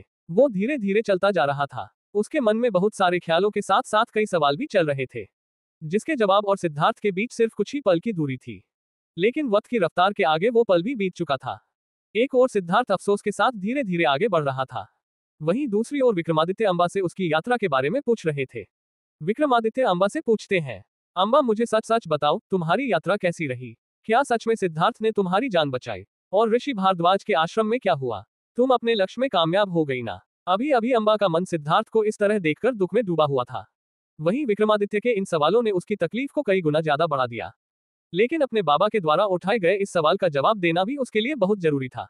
वो विक्रमादित्य से कहती है, बाबा मैं जिस तरह ऋषि भारद्वाज के आश्रम गई थी, उसी उद्देश्य से सिद्धार्थ भी महेंद्रमान पर्वत के ऊपर उस आश्रम की ओर गया था। वहीं हम दोनों की मुलाकात हुई थी। हम दोनों ऋषि भारद्वाज को मनाने में कामयाब रहे, पर आश्रम में ही मुझे एक बिच्छू ने काट लिया। मैं पहले ही आपको बता चुकी हूँ कि इस बिच्छू के विष को खत्म करने में सिद्धार्थ ने मेरी मदद की। सिद्धार्थ ने मेरी जान बचाई, बल्कि मैं तो बेहोश थी, जो कुछ भी किया उसी ने किया। उसके बाद ऋषि भारद्वाज ने मेरे ठीक होने के बाद हम दोनों को एक साथ दीक्षा दी। हमें वो मंत्र बताया जो 7वें चक्र की ऊर्जा को जागृत कर सकता था। पर मुझे आपको ये बताते हुए बहुत दुख हो रहा है, और बल्कि मैं आपके सामने बहुत शर्मिंदा भी हूँ कि मैं अपने 7वें चक्र की ऊर्जा को जागृत नहीं कर पाए और सिद्धार्थ अपने लक्ष्य में कामयाब हो गया। अम्बा और विक्रमादित्य के रथ के साथ साथ द्वारका का रथ भी आगे बढ़ रहा था। द्वारका भी अम्बा की बातें बड़े ध्यान से सुन रहे थे, क्योंकि वो भी अम्बा की इस यात्रा के बारे में जानने के लिए बहुत उत्सुक थे। अम्बा के मुंह से उसकी नाकामयाबी की बात सुन विक्रमादित्य और द्वारका दोनों हैरान थे। हैरान होना स्वाभाविक था, क्योंकि इससे पहले कभी अम्बा इस तरह से असफल होकर नहीं लौटी थी। अम्बा की नाकामयाबी से ज्यादा सिद्धार्थ की कामयाबी विक्रमादित्य और द्वारका को ज्यादा तकलीफ दे रही थी। उन दोनों की क्रोध की सीमा नहीं थी, लेकिन अब वो ये समझ चुके थे कि सिद्धार्थ और ज्यादा शक्तिशाली हो चुका है। विक्रमादित्य अम्बा से पूछते हैं, क्यों अम्बा, दीक्षा और मंत्र मिलने के बाद भी तुम कामयाब क्यों नहीं हुई? क्या सिद्धार्थ ने कोई षड्यंत्र किया? क्या उसने तुम्हारी साधना में बाधा उत्पन्न की? मुझे सच सच बताओ। अगर ऐसा है तो हम अभी तुरंत पलटकर पीछे जाएंगे और सिद्धार्थ को सबक जरूर सिखाएंगे। तुम बिना डरे मुझे सारी बात बताओ। अपने बाबा की बातों से परेशान हो अम्बा उनसे कहती है। नहीं बाबा, मैंने आपको पहले भी बताया, उसने मुझे किसी भी तरह से परेशानी नहीं किया। उसने बल्कि मेरा ख्याल रखा है, मेरे ठीक होने में मेरी मदद की है, उसने मेरी जान बचाई है। अगर महेंद्रमान पर्वत के ऊपर सिद्धार्थ मेरे साथ नहीं होता तो शायद मैं वापस नहीं आती। विक्रमादित्य अम्बा से कहते हैं, अगर उस सिद्धार्थ की कोई गलती नहीं है तो तुम असफल क्यों हुई? क्यों तुम ऊर्जा के उस स्तर को जागृत नहीं कर पाए? क्यों तुम आकाश के उस पार इंद्र के आशीर्वाद की पात्र नहीं बनी? कोई तो कारण होगा। अम्बा चुप थी, उसे कुछ समझ नहीं आ रहा था। इतने में द्वारका अम्बा से कहते हैं, अम्बा बताओ, तुम पहली बार असफल होकर लौटी हो। हम जानना चाहते हैं कि तुम्हारे असफलता के पीछे का कारण क्या है। हम सभी को तुमसे बहुत ज्यादा उम्मीद थी। अब इस तरह हमें नाउम्मीद कर तुम खामोश नहीं रह सकती, तुम्हें कारण बताना होगा। द्वारका और विक्रमादित्य दोनों के सवाल एक साथ सुनकर अम्बा उनसे कहती है, मैं अपनी ऊर्जा स्तर के अंतिम चरण में थी। 7वें चक्र की ऊर्जा जागृत होने वाली थी। इसके बाद इंद्र का वज्रपात भी होता, जरूर होता। मैं अपने लक्ष्य में कामयाब भी हो सकती थी, लेकिन मेरे शरीर के अंदर एक अजीब सी चिंगारी ने जन्म ले लिया था। मुझे बहुत तेज जलन हो रही थी। मेरे हाथ पैर कांप रहे थे। मेरे दिमाग का संतुलन बिगड़ने लगा था। मैंने खुद को संभालने की बहुत कोशिश की, पर आखिरकार मैं हार गई और मैं बेहोश हो गई। उसके बाद मुझे कुछ याद नहीं है। अम्बा थोड़ी देर रुककर अफसोस के साथ एक बार फिर कहना शुरू करती है। अम्बा कहती है, आप सभी की उम्मीद पर खरा ना उतरना मेरे लिए भी बहुत बड़े दुख की बात है। मुझे बहुत ग्लानि है कि मैं वो नहीं कर पाई जिसकी उम्मीद आपने मुझसे लगाई थी। पर ऋषि भारद्वाज से मैंने इसका कारण पूछा था। उनका कहना था कि कोलारा बिच्छू के विष और 7वें चक्र की ऊर्जा के बीच द्वंद्व मेरे शरीर के अंदर चल रहा था और इस द्वंद्व ने मेरे ऊर्जा स्तर को जागृत नहीं होने दिया और इसी द्वंद्व की चिंगारी ने मुझे बेहोश कर दिया। अम्बा इतना कहकर शांत हो जाती है। अभी भी उसके दिमाग में सिद्धार्थ के ख्याल घूम रहे थे। वहीं विक्रमादित्य और द्वारका का दिमाग बिल्कुल शांत हो चुका था। अम्बा के मुंह से उसके नाकामयाबी की बात सुन उन दोनों को बहुत अफसोस हो रहा था, बल्कि विक्रमादित्य के लिए तो ये एक बहुत बड़े झटके जैसा था। उन्हें यकीन नहीं हो रहा था कि जिस उम्मीद से उन्होंने अम्बा को भेजा था, अम्बा इस तरह से खाली हाथ वापस लौट आए है। वो सिद्धार्थ को लेकर भी बहुत परेशान थे। थोड़ी देर बाद दोनों रथ अपने सिपाहियों की टुकड़ी के साथ गंगा तट के किनारे पहुंच जाते हैं। अब रात हो चुकी थी, चांद आसमान में साफ नजर आ रहा था। इस वक्त यात्रा करना सही नहीं था। द्वारका विक्रमादित्य आपस में बात करते हैं। द्वारका विक्रमादित्य से कहता है, इस वक्त आगे बढ़ना सही नहीं है। अभी भी जंगल का घनघोर इलाका बाकी है, जहां खतरा हो सकता है। हमें यहीं पर अपना शिविर डालना होगा। कल सुबह हम मगध के लिए वापस निकलेंगे। तब तक हमें यहीं पर आराम करना चाहिए। विक्रमादित्य भी उसकी बात पर हामी भरते हुए सिपाहियों को आदेश देते हैं कि यही गंगा किनारे तट पर शिविर लगाया जाए। इधर सिद्धार्थ अभी भी जंगल के अंदर था। उसकी रफ्तार धीमी थी। वो धीमी गति से चलता हुआ उसी ओर आगे बढ़ रहा था जहां विक्रमादित्य और द्वारिका अपना शिविर लगाने की तैयारी कर रहे थे। जैसे ही सभी रथ से नीचे उतरने लगते हैं, अम्बा पीछे पलटकर उस तरफ देखती है जिस तरफ वो सिद्धार्थ को पीछे छोड़ आई थी, लेकिन वहां उसे कोई दिखाई नहीं देता। अब वो इस बात से बेखबर थी कि सिद्धार्थ कहाँ है और कैसा है। एक और उसके दिमाग में सिद्धार्थ को लेकर चिंता चल रही थी। वहीं दूसरी ओर अपने बाबा के चेहरे पर उदासी देखकर अम्बा बहुत ज्यादा दुखी हो चुकी थी। सिपाही एक छोटा सा शिविर लगाते हैं। सब उसके अंदर जाकर आराम करने लगते हैं। अम्बा अपने बाबा से कहती है, मैं बहुत थक चुकी हूँ और आराम करना चाहती हूँ। अम्बा चुपचाप वहीं किनारे बैठ जाती है। विक्रमादित्य और द्वारका भी आपस में बातचीत करने लगते हैं। शिविर लगने के कुछ देर बाद धीरे धीरे सिद्धार्थ आखिरकार गंगा तट के किनारे तक पहुंच जाता है, जहां पहले से विक्रमादित्य अपना शिविर लगा चुके थे। सिद्धार्थ समझ जाता है कि यही वो जगह है जहां अम्बा, विक्रमादित्य और द्वारका रुके होंगे, पर वो जानता था कि अब वो वहां नहीं जा सकता। सिद्धार्थ चुपचाप थोड़ी दूरी पर नदी किनारे बैठ जाता है, जहां उसने अपने घोड़े को बांधा था। वहीं ठीक सामने अम्बा का भी घोड़ा बंधा हुआ था। सिद्धार्थ को याद आता है वो दिन जब हम अम्बा और सिद्धार्थ गंगा किनारे पहली बार पहुंचे थे।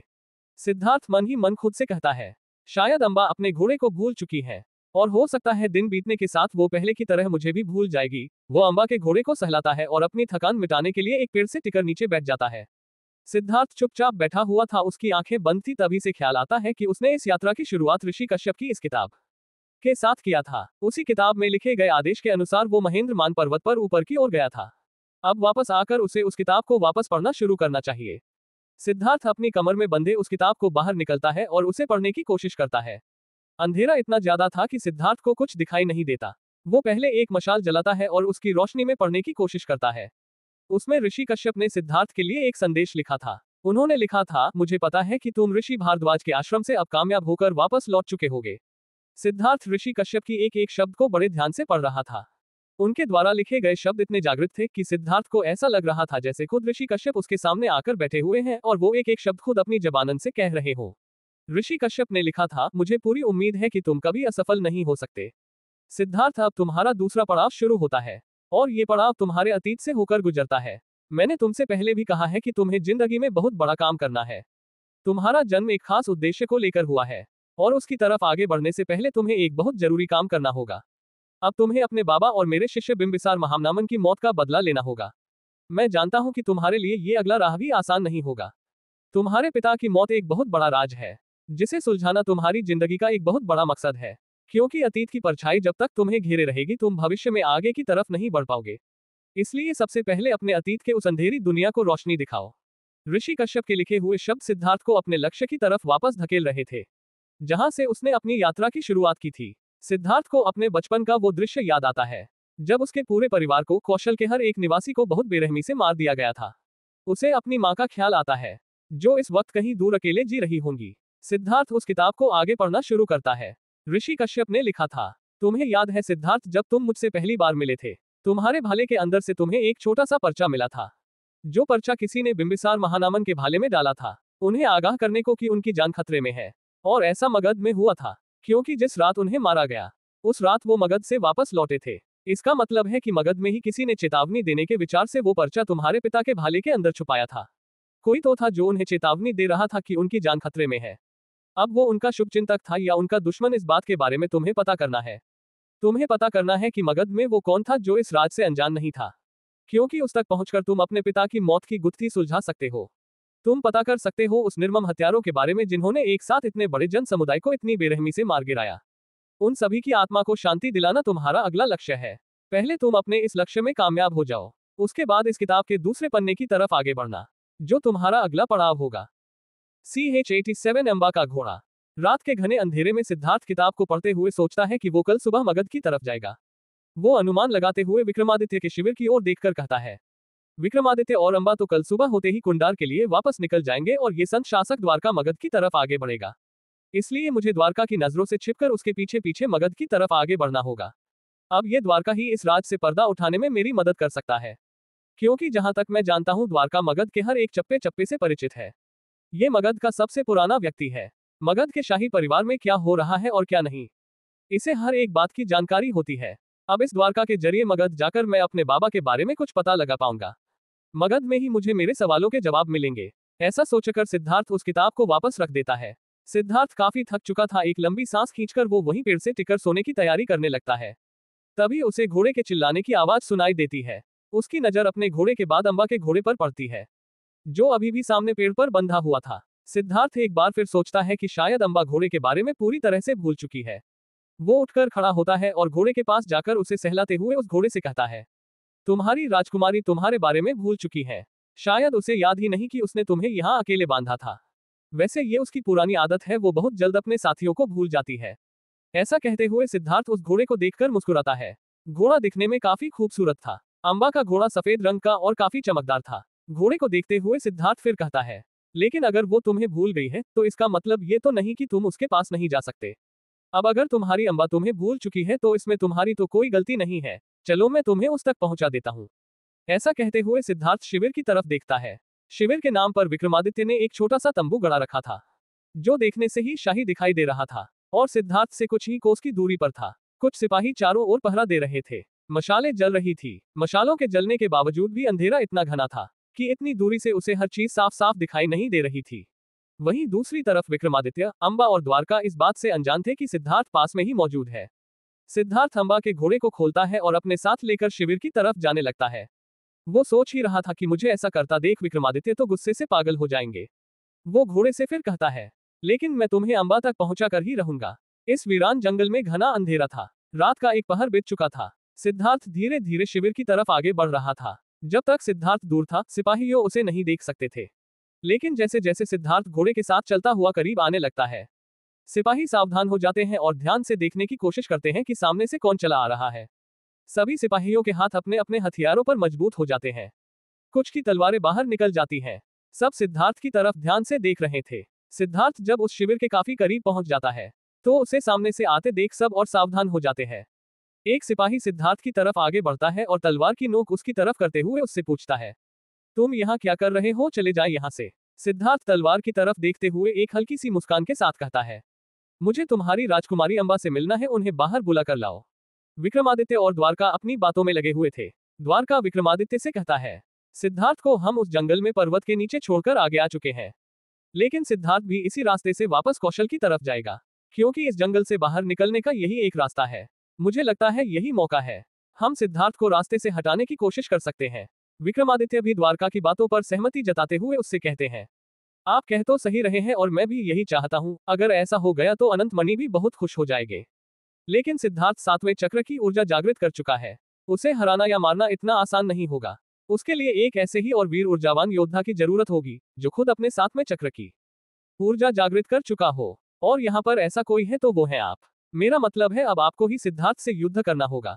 विक्रमादित्य और द्वारका की बातों से अनजान अंबा अभी भी अपने ही ख्यालों में गुम थी। एक बार वो सिद्धार्थ के बारे में सोच रही थी, तो दूसरी तरफ खुद को लेकर उसके दिमाग में बहुत से सवाल थे।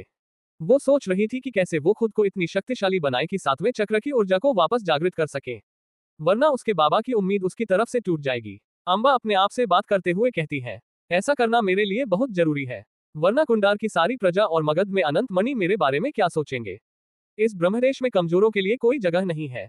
सिद्धार्थ भी अपने 7वें चक्र की ऊर्जा को जागृत कर चुका है और बाबा मुझसे भी यही उम्मीद रखते हैं। मुझे उनकी उम्मीदों पर खरा उतरना ही होगा।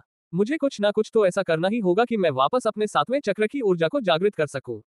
और इसके लिए पहले कोलारा बिच्छू के विष के प्रभाव को अपने शरीर से कम करना बहुत जरूरी है। पर कैसे बिच्छू के विष को कम करने का कोई तो उपाय होगा।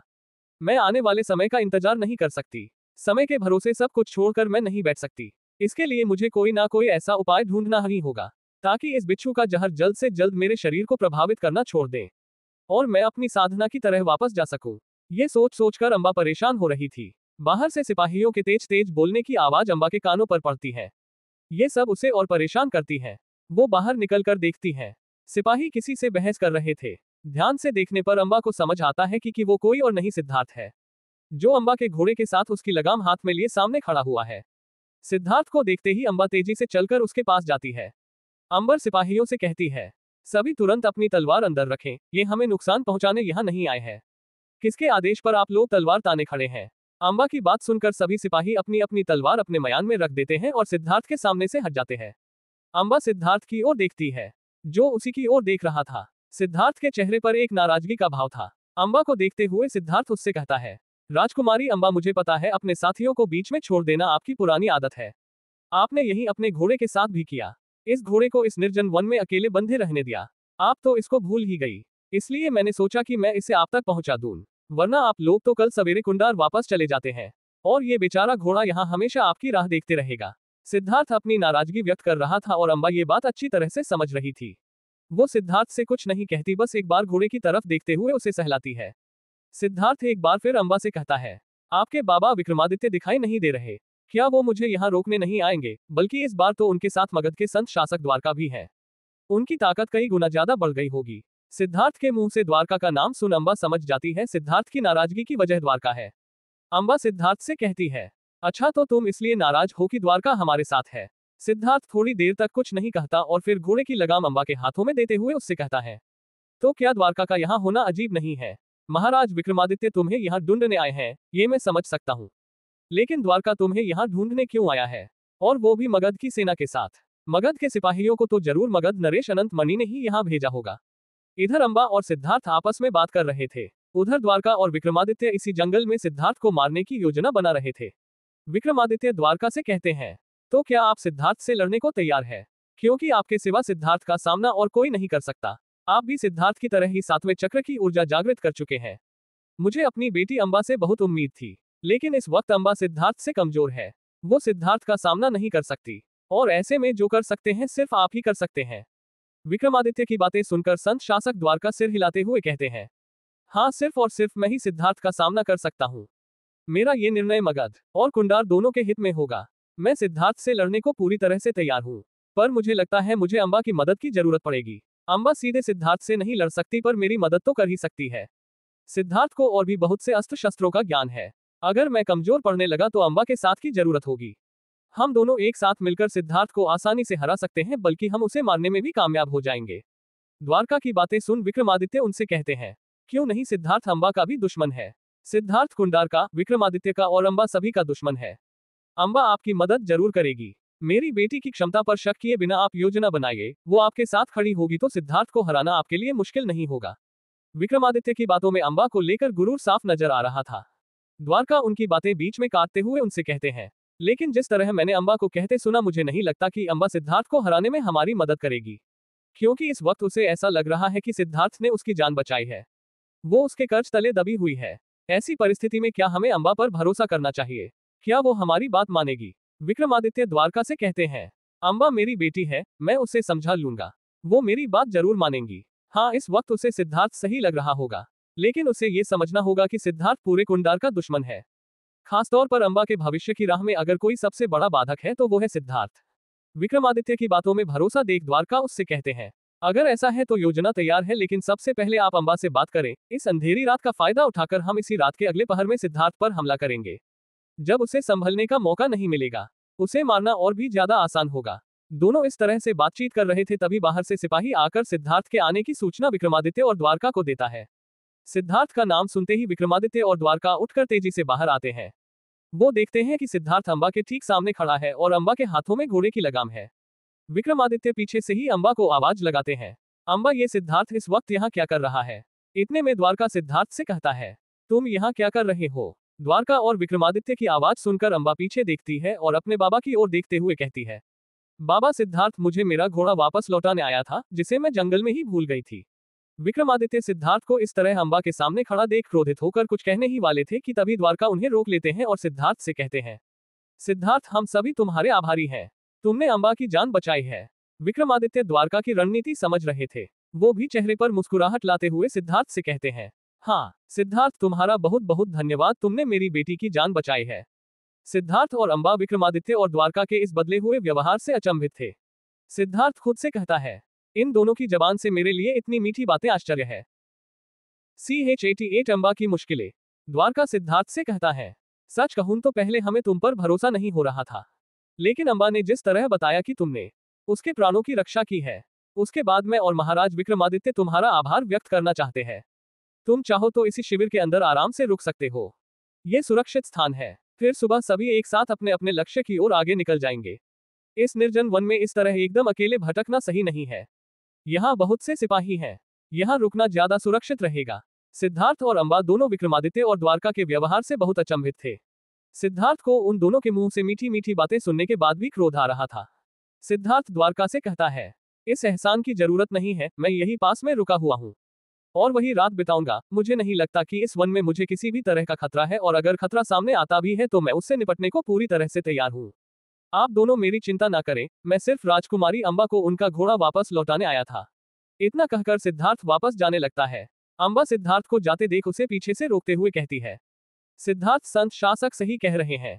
ये जंगल बहुत खतरनाक है, हम पहले भी इसका सामना कर चुके हैं। तुम्हें यही रुक जाना चाहिए। सुबह होते ही तुम्हें जहां जाना होगा चले जाना। इसमें इतना परेशान होने वाली कौन सी बात है? सिद्धार्थ अम्बा की भी बात नहीं मानता है। सिद्धार्थ अम्बा से कहता है, नहीं, इसकी जरूरत नहीं है, मैं यही पास में रुका हूँ। हम पहले भी जंगल में बिना किसी सिपाहियों के अकेले रह चुके हैं और मुझे तो इसकी आदत है। इस जंगल से मेरी सुरक्षा को कोई फर्क नहीं पड़ेगा। आप लोग आराम करिए, मैं सिर्फ तुम्हारा घोड़ा लौटाने आया था। बस अब चलता हूँ। इतना कहकर सिद्धार्थ वहां से चला जाता है। सिद्धार्थ के जाते ही विक्रमादित्य अम्बा से कहते हैं, अम्बा, माना सिद्धार्थ ने तुम्हारी जान बचाई है, लेकिन तुम्हें ये भूलना नहीं चाहिए कि ये तुम्हारा सबसे बड़ा दुश्मन है।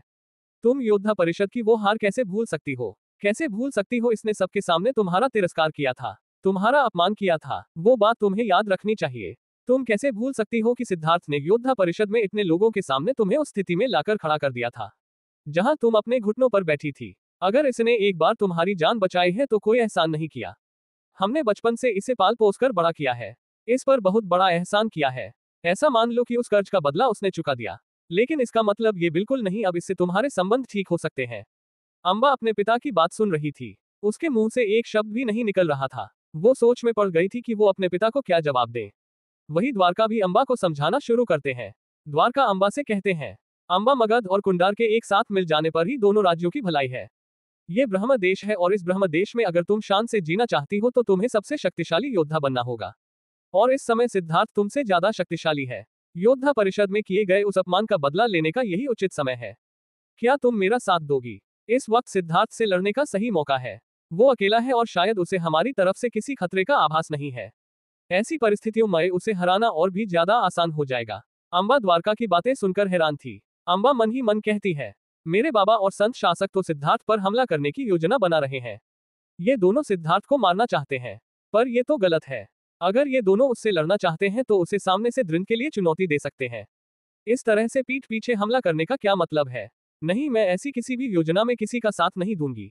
अम्बा हिम्मत करके अपने बाबा से कहती है, बाबा अगर हम सिद्धार्थ को हराना चाहते हैं तो हम में से जो भी चाहे सामने से सिद्धार्थ को द्वंद्व के लिए पुकार सकता है, सिद्धार्थ को चुनौती दे सकता है।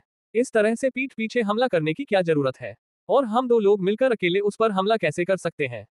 वैसे भी इस वक्त वो हमारा मित्र है, आप दोनों ने उसे आश्वासन दिया है, ये धोखा होगा। द्वारका अम्बा को समझाते हुए कुछ कहने ही वाले थे कि इससे पहले अम्बा फिर से अपने बाबा से कहती है, बाबा हम पहले भी ऐसा कर चुके हैं, हमने पहले भी सिद्धार्थ को धोखा दिया और उसने तो हमें कभी धोखा नहीं दिया, और कम से कम इस बार तो उसे जाने दीजिए, उसने मेरी जान बचाई है। क्या आप अपनी बेटी की जान बचाने वाले को जाने भी नहीं दे सकते? मुझे नहीं लगता हमें दोबारा उसके साथ ऐसा करना चाहिए। विक्रमादित्य अम्बा से कहते हैं, अम्बा सिद्धार्थ ने एक बार तुम्हारी जान क्या बचा ली, तुम तो उसकी की माला जपने लगी।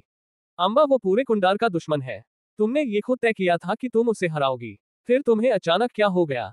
तुम्हारा मन जिस तरह से परिवर्तित हो रहा है ये कुंडार के लिए खतरे की बात है। कुंडार के भविष्य के बारे में सोचो, अपने भविष्य के बारे में सोचो, हमारे उस लक्ष्य के बारे में सोचो जो हमने हमेशा से देखा है। तुम्हें ब्रह्म देश का सबसे महान योद्धा बनाना मेरी हमेशा से चाहत रही है और तुम भी तो यही चाहती हो, लेकिन इसके लिए सिद्धार्थ का हमारे मार्ग से हट जाना या कम से कम उसका इतना कमजोर हो जाना कि वो कभी हमारे सामने वापस ना आ सके, ये बहुत जरूरी है। विक्रमादित्य द्वारका के सवालों का जवाब देना अम्बा के लिए मुश्किल होता जा रहा था। अम्बा को इस वक्त खुद को कमजोर साबित करना ही सही लगता है। वो विक्रमादित्य से कहती है, बाबा मैं इस वक्त बहुत कमजोर हूँ, कोलारा बिच्छू का विष अभी भी मेरे शरीर में मौजूद है, मैं किसी भी तरह की ऊर्जा बर्दाश्त नहीं कर सकती, इससे मेरी जान भी जा सकती है। ऋषि भारद्वाज ने इसे लेकर मुझे आगाह भी किया था। इस वक्त किसी भी तरह के युद्ध में पड़ना मेरे लिए नुकसानदायक हो सकता है, और वो भी सिद्धार्थ जैसे योद्धा से लड़ना जो अपने सातों चक्र की ऊर्जा को जागृत कर चुका है। अगर मैं उसके सामने आई तो उसकी ऊर्जा और उसके दिव्य अस्त्र मेरी जान ले सकते हैं। भले ही उसने एक बार मेरी जान बचाई है, पर मैं उस पर हमला करूंगी तो वो भी तो मुझ पर हमला करेगा ना? जरूर करेगा। सिद्धार्थ की शक्तियों को अब हमें कमजोर नहीं समझना चाहिए, इसलिए मेरा तो उससे युद्ध करने का कोई सवाल ही नहीं उठता। इस वक्त मैं उससे क्या किसी से युद्ध नहीं कर सकती। द्वारका अम्बा से कहते हैं, मैं समझता हूँ अम्बा, तुम बिल्कुल ठीक कह रही हो। कोलेरा बिच्छुओं के बारे में मैंने भी सुना है। मुझे भी मालूम है कि जो उनके डंक का सामना एक बार कर ले वो कुछ महीनों तक किसी भी तरह की दैविक ऊर्जा को अपने अंदर समाहित नहीं कर सकता। मैं ये भी जानता हूँ कि इस वक्त तुम्हें ज्यादा से ज्यादा आराम करने की जरूरत है, पर मैं और तुम्हारे बाबा हम बस यही कहना कि तुम हमारा साथ दो। हम तुम्हें सिद्धार्थ से अकेले जाकर युद्ध करने नहीं कह रहे हैं, हम दोनों ये कहना चाहते हैं कि सिद्धार्थ पर हमला मैं करूंगा, और अगर मैं कहीं कमजोर साबित होता हूँ उस वक्त तुम मेरी मदद करना, क्योंकि अगर हम दोनों मिलकर उस पर हमला करेंगे तो शायद उसे हरा सकते हैं, बल्कि दोनों के मिलकर हमला करने पर हम उसे जरूर हरा लेंगे, क्योंकि इस वक्त वो किसी भी तरह के युद्ध के लिए तैयार नहीं है। ये उसकी कल्पना से बाहर होगा। अम्बा को समझाते हुए विक्रमादित्य उससे कहते हैं, अम्बा एक योद्धा चाहे कितना ही शक्तिशाली क्यों ना है, उसका मानसिक रूप से युद्ध के लिए तैयार होना बहुत जरूरी है। अगर हम सोते वक्त सिद्धार्थ पर हमला करेंगे तो वो चाह कर भी तुरंत इतनी तीव्रता नहीं दिखा पाएगा कि वो हमें हरा सके, हमारे हमले का जवाब दे सके, और इस मौके का फायदा हम अच्छी तरह से उठा सकते हैं। ऐसा मौका दोबारा नहीं आएगा अम्बा। अम्बा के चेहरे के भाव ये बता रहे थे कि वो विक्रमादित्य और द्वारका की बातों से सहमत नहीं है।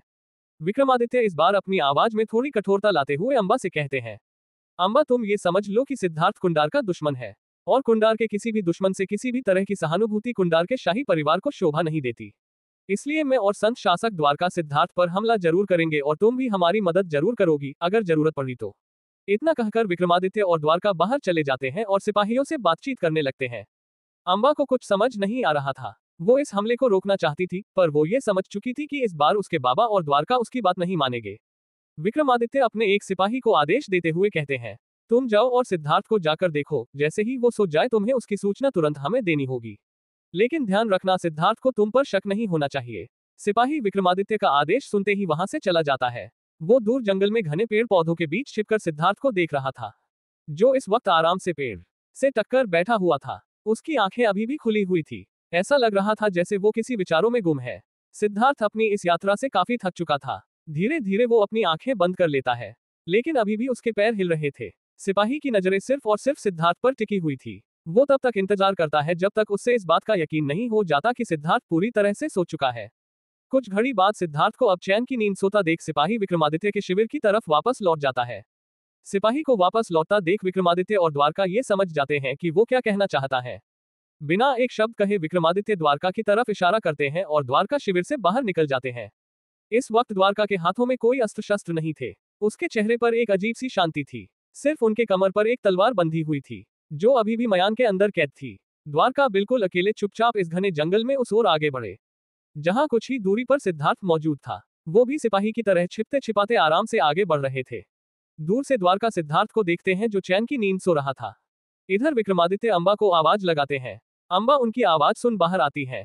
विक्रमादित्य अंबा से कहते हैं, द्वारका निकल चुके हैं, अब हमारी बारी है। हम दूसरी तरफ से सिद्धार्थ के पास जाएंगे और अगर द्वारका को हमारी मदद की जरूरत हुई तो हम उनकी मदद करें।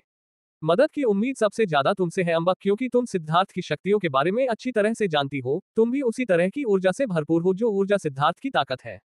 अपने बाबा की बात सुनी अंबा उनसे कुछ कहना चाहती थी, पर विक्रमादित्य के चेहरे के भाव ये बता रहे थे कि ये कोई सुझाव नहीं बल्कि आदेश है। और अंबा ने आज से पहले कभी अपने बाबा की किसी भी बात को मानने से इनकार नहीं किया था। विक्रमादित्य के साथ जाना अंबा की मजबूरी थी। विक्रमादित्य जैसे ही आगे बढ़ते हैं अंबा भी उनके साथ पीछे पीछे चली जाती है। विक्रमादित्य के पीछे चलते चलते अंबा सोच रही थी कि काश वो दौड़कर सिद्धार्थ के पास चली जाए और उसे इस हमले के बारे में बता दे, लेकिन अपने बाबा को ध्यान में रखते हुए वो ऐसा नहीं कर सकती थी।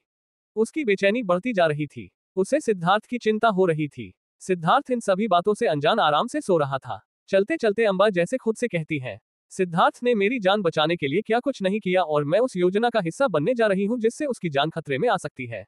लेकिन मैं करूँ कैसे? द्वारका को रोकूं? द्वारका मगध के महान योद्धा है। उनके जैसा दूसरा कोई नहीं है। आज से कई साल पहले वो अपने सातों चक्र की ऊर्जा जागृत कर चुके हैं। अगर वो सिद्धार्थ पर सीधे हमला करेंगे तब भी सिद्धार्थ को उनसे कठिन युद्ध करना पड़ेगा। उन्हें हराना सिद्धार्थ के लिए इतना आसान नहीं होगा। लेकिन ये तो सिद्धार्थ की नींद का फायदा उठाना चाहते हैं। ऐसे में तो सिद्धार्थ इस हमले के लिए सतर्क नहीं होगा और संत शासक के इस हमले से सिद्धार्थ को बहुत बड़ा नुकसान हो सकता है। मुझे कुछ ना कुछ तो करना होगा। CH-89 सिद्धार्थ पर खतरा। द्वारका झाड़ियों के पीछे छिपकर सिद्धार्थ को सोते हुए देख रहा था। उसके हाथ अपने कमर में बंधे तलवार तक पहुंच चुका था। तलवार में अपनी पकड़ मजबूत करते हुए वो एक तिरछी मुस्कुराहट के साथ पीछे पलट कर देखता है। पीछे कोई नहीं था। इधर उधर भी देखने पर भी द्वारका को कोई दिखाई नहीं देता। वो धीरे से फुसफुसाते हुए कहता है, विक्रमादित्य और अंबा कहाँ रह गए? अब तक तो उन्हें आ जाना चाहिए था। थोड़ी ही देर बाद दूसरी ओर से झाड़ियों की हिलने की आवाज सुनाई देती है। द्वारका अपनी नजरें उस तरफ घुमा कर देखता है। उसे विक्रमादित्य और अंबा दिखाई देते हैं। विक्रमादित्य इशारा कर द्वारका को संतुष्ट करते हैं। अंबा भी विक्रमादित्य के पीछे ही खड़ी थी। अंबा सिद्धार्थ को देखती है, वो चैन की नींद सो रहा था। अंबा एक बार द्वारका की तरफ देखती है जो पूरी सावधानी के साथ सिद्धार्थ की तरफ ही देख रहा था और उनके हाथ तलवार पर थे। अंबा समझ चुकी थी कि विक्रमादित्य और द्वारका मिलकर सिद्धार्थ पर हमला करने वाले हैं। अंबा की बेचैनी बढ़ती जा रही थी। वो बार बार सिद्धार्थ की ओर देख रही थी। वो ईश्वर से प्रार्थना कर रही थी कि सिद्धार्थ नींद से जाग जाए। अंबा से अब बर्दाश्त नहीं होता। वो सिद्धार्थ को सतर्क करने के लिए अपने बाबा के पीछे से आगे की तरफ बढ़ने की कोशिश करती है। तभी विक्रमादित्य उसका हाथ पकड़ लेते हैं और उससे कहते हैं, इस वक्त तुम ऐसी कोई बेवकूफी नहीं कर सकती और ये मेरा आदेश है। चुपचाप पीछे खड़ी रहो। अगर हमें तुम्हारी मदद की जरूरत पड़ेगी तो तुम्हें हमारी मदद भी करनी होगी। अंबा समझ चुकी थी कि विक्रमादित्य और द्वारका अब पीछे नहीं हटेंगे। सिद्धार्थ की जान खतरे में है। वो अपने बाबा से कहती है, बाबा ये गलत है, आप ऐसा नहीं कर सकते। अंबा की आवाज थोड़ी तेज थी। उसकी आवाज से सिद्धार्थ के उठने का भय था। विक्रमादित्य पलटकर पूरे क्रोध के साथ अपने दांत पीसते हुए अंबा से कहते हैं, अंबा द्वारका की तलवार अब बाहर आ चुकी है। मैं तुम्हारी एक भी बात नहीं सुनने वाला और अब तुम एक शब्द भी नहीं कहोगी। विक्रमादित्य की बात सुन अंबा द्वारका की तरफ देखती है जो अपनी तलवार मयान से बाहर निकाल सिद्धार्थ से थोड़ी दूरी पर ही खड़ा था। विक्रमादित्य अंबा से धीमी आवाज में कहते हैं, द्वारका की तलवार देख रही हो अंबा, ये कोई मामूली तलवार नहीं है। मैंने सुना है कि द्वारका की सारी शक्तियां इस तलवार में है। द्वारका अगर इस तलवार से सिद्धार्थ पर आक्रमण करेगा तो सिद्धार्थ का बच पाना मुश्किल है, खासतौर पर तब जब सिद्धार्थ अपने होश में नहीं है। ये बेवकूफ तो आराम से चैन की नींद सो रहा है। अंबा की दिल की धड़कन तेज होने लगी थी। डर से उसके चेहरे पर पसीना साफ दिखाई दे रहा था। अंबा द्वारका की तरफ देखती है। उसकी तलवार बहुत लंबी थे। अंबा ने इससे पहले इस तरह की तलवार कभी नहीं देखा था। अंबा मन ही मन सोचती है, द्वारका की तलवार में कोई तो बात जरूर है। जो बाबा कह रहे हैं वो सच ही होगा, पर अगर ऐसा हुआ तो सिद्धार्थ की जान खतरे में पड़ सकती है। अंबा बेचैनी से सिद्धार्थ और द्वारका की तरफ देख रही थी। द्वारका धीरे धीरे सिद्धार्थ की तरफ आगे बढ़ने लगे थे। अंबा को कुछ नहीं सूझता, उसे पास ही एक पत्थर पड़ा दिखाई देता है। वो तुरंत पत्थर उठाती है और बिना कुछ सोचे सिद्धार्थ की तरफ फेंक देती है। पत्थर सीधे जाकर सिद्धार्थ के पैर से टकराता है। विक्रमादित्य अंबा की ये हरकत समझ चुके थे। वो तेज आवाज में क्रोध से भरकर चिल्लाते हुए अंबा से कहते हैं, अंबा ये तुमने क्या किया? सिद्धार्थ भी पत्थर लगने से जाग चुका था, पर अब तक द्वारका उसके ठीक सामने खड़ा था। सिद्धार्थ का भाला अभी उससे दूर था। सिद्धार्थ किसी भी तरह के हमले के लिए तैयार नहीं था। अचानक नींद खुलने से उसे कुछ समझ ही नहीं आ रहा था। वो अपने सामने तलवार लिए द्वारका को खड़े देख चौंक जाता है। द्वारका अच्छी तरह से जानता था कि अगर सिद्धार्थ को संभलने का मौका मिल गया तो सिद्धार्थ उस पर भारी पड़ सकता है। द्वारका बिना पल गंवाए अपनी तलवार से सिद्धार्थ के गले पर हमला करता है। उसकी तेज धार तलवार चांद की रोशनी में चमकती हुई जैसे ही सिद्धार्थ के गर्दन तक जाती है और उसके रुद्राक्ष से टकराती है। रुद्राक्ष और तलवार की टकराहट से आसपास तेज रोशनी फैलने लगती है। अंबा को तो ऐसे लगता है जैसे सिद्धार्थ पर हमला हो चुका है। उसके मुंह से चीख निकल जाती है। विक्रमादित्य को कुछ दिखाई नहीं दे रहा था। वो अब वहां अपनी आंखें मसल कर देखने की कोशिश कर रहे थे। वहीं द्वारका भी अचानक सामने आए इस रोशनी का कारण समझ नहीं पा रहे थे। द्वारका को ऐसा महसूस होता है जैसे उनका हाथ और तलवार दोनों बर्फ की तरह जम चुके हैं। साथ ही जैसे ही तलवार सिद्धार्थ के गले से टकराती है द्वारका के हाथों में तेज दर्द महसूस होता है। ऐसा लगता है जैसे बिजली की तरंगे उसकी नसों में दौड़ रही है। दूसरी ओर सिद्धार्थ को अपनी आंखों पर भरोसा ही नहीं हो रहा था। सिद्धार्थ भी ये सब देखकर चौंक गया था। उसे भी एक पल के लिए ऐसा लगता है जैसे द्वारका की तलवार उसकी गर्दन के आर पार निकल जाएगी। थोड़ी देर में जब छाई हुई रोशनी थोड़ी कमजोर पड़ती है, अंबा जिसकी नजरें सिद्धार्थ को तलाश रही थी वो देखती है कि सिद्धार्थ सही सलामत अभी भी उसी तरह नीचे बैठा हुआ है। ये देखते हैं उसकी आंखों से आंसू गिरने लगते हैं और वो चैन की सांस लेते हुए धीरे से सिद्धार्थ कहकर पुकारती है। विक्रमादित्य की गुस्से की सीमा नहीं थी। उनका जी चाह रहा था कि वो इसी वक्त अंबा की जान ले ले। वहीं दूसरी ओर सिद्धार्थ द्वारका को अपने ठीक सामने तलवार निकाले खड़ा देख उसकी तलवार अपनी गर्दन के पास से हटाते हुए चुपचाप खड़ा होता है। सिद्धार्थ के खड़े होते हैं द्वारका को ऐसा महसूस होता है जैसे उसके हाथ अब ठीक हो चुके हैं। उसका दर्द धीरे धीरे कम हो जाता है। उसकी नसों में खून बहना शुरू होता है। द्वारका अपने हाथ और अपनी तलवार को घुमा घुमा कर गौर से देख रहा था। वो धीरे से कहता है, इस सिद्धार्थ में ये कैसी ऊर्जा है जिसने मेरी नसों में बह रहे खून को जमा कर रख दिया था। ऐसा लग रहा था जैसे जमा हुआ खून कांच की तरह टुकड़ों में टूटकर बिखर जाएगा।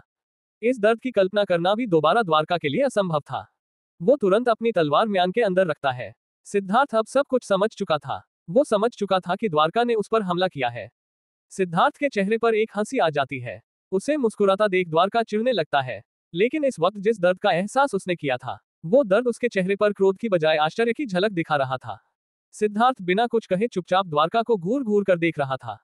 द्वारका भी अपने चेहरे में आश्चर्य की झलक लिए हुए सिद्धार्थ को ही देख रहा था। उसका दिमाग बिल्कुल सुन्न पड़ चुका था।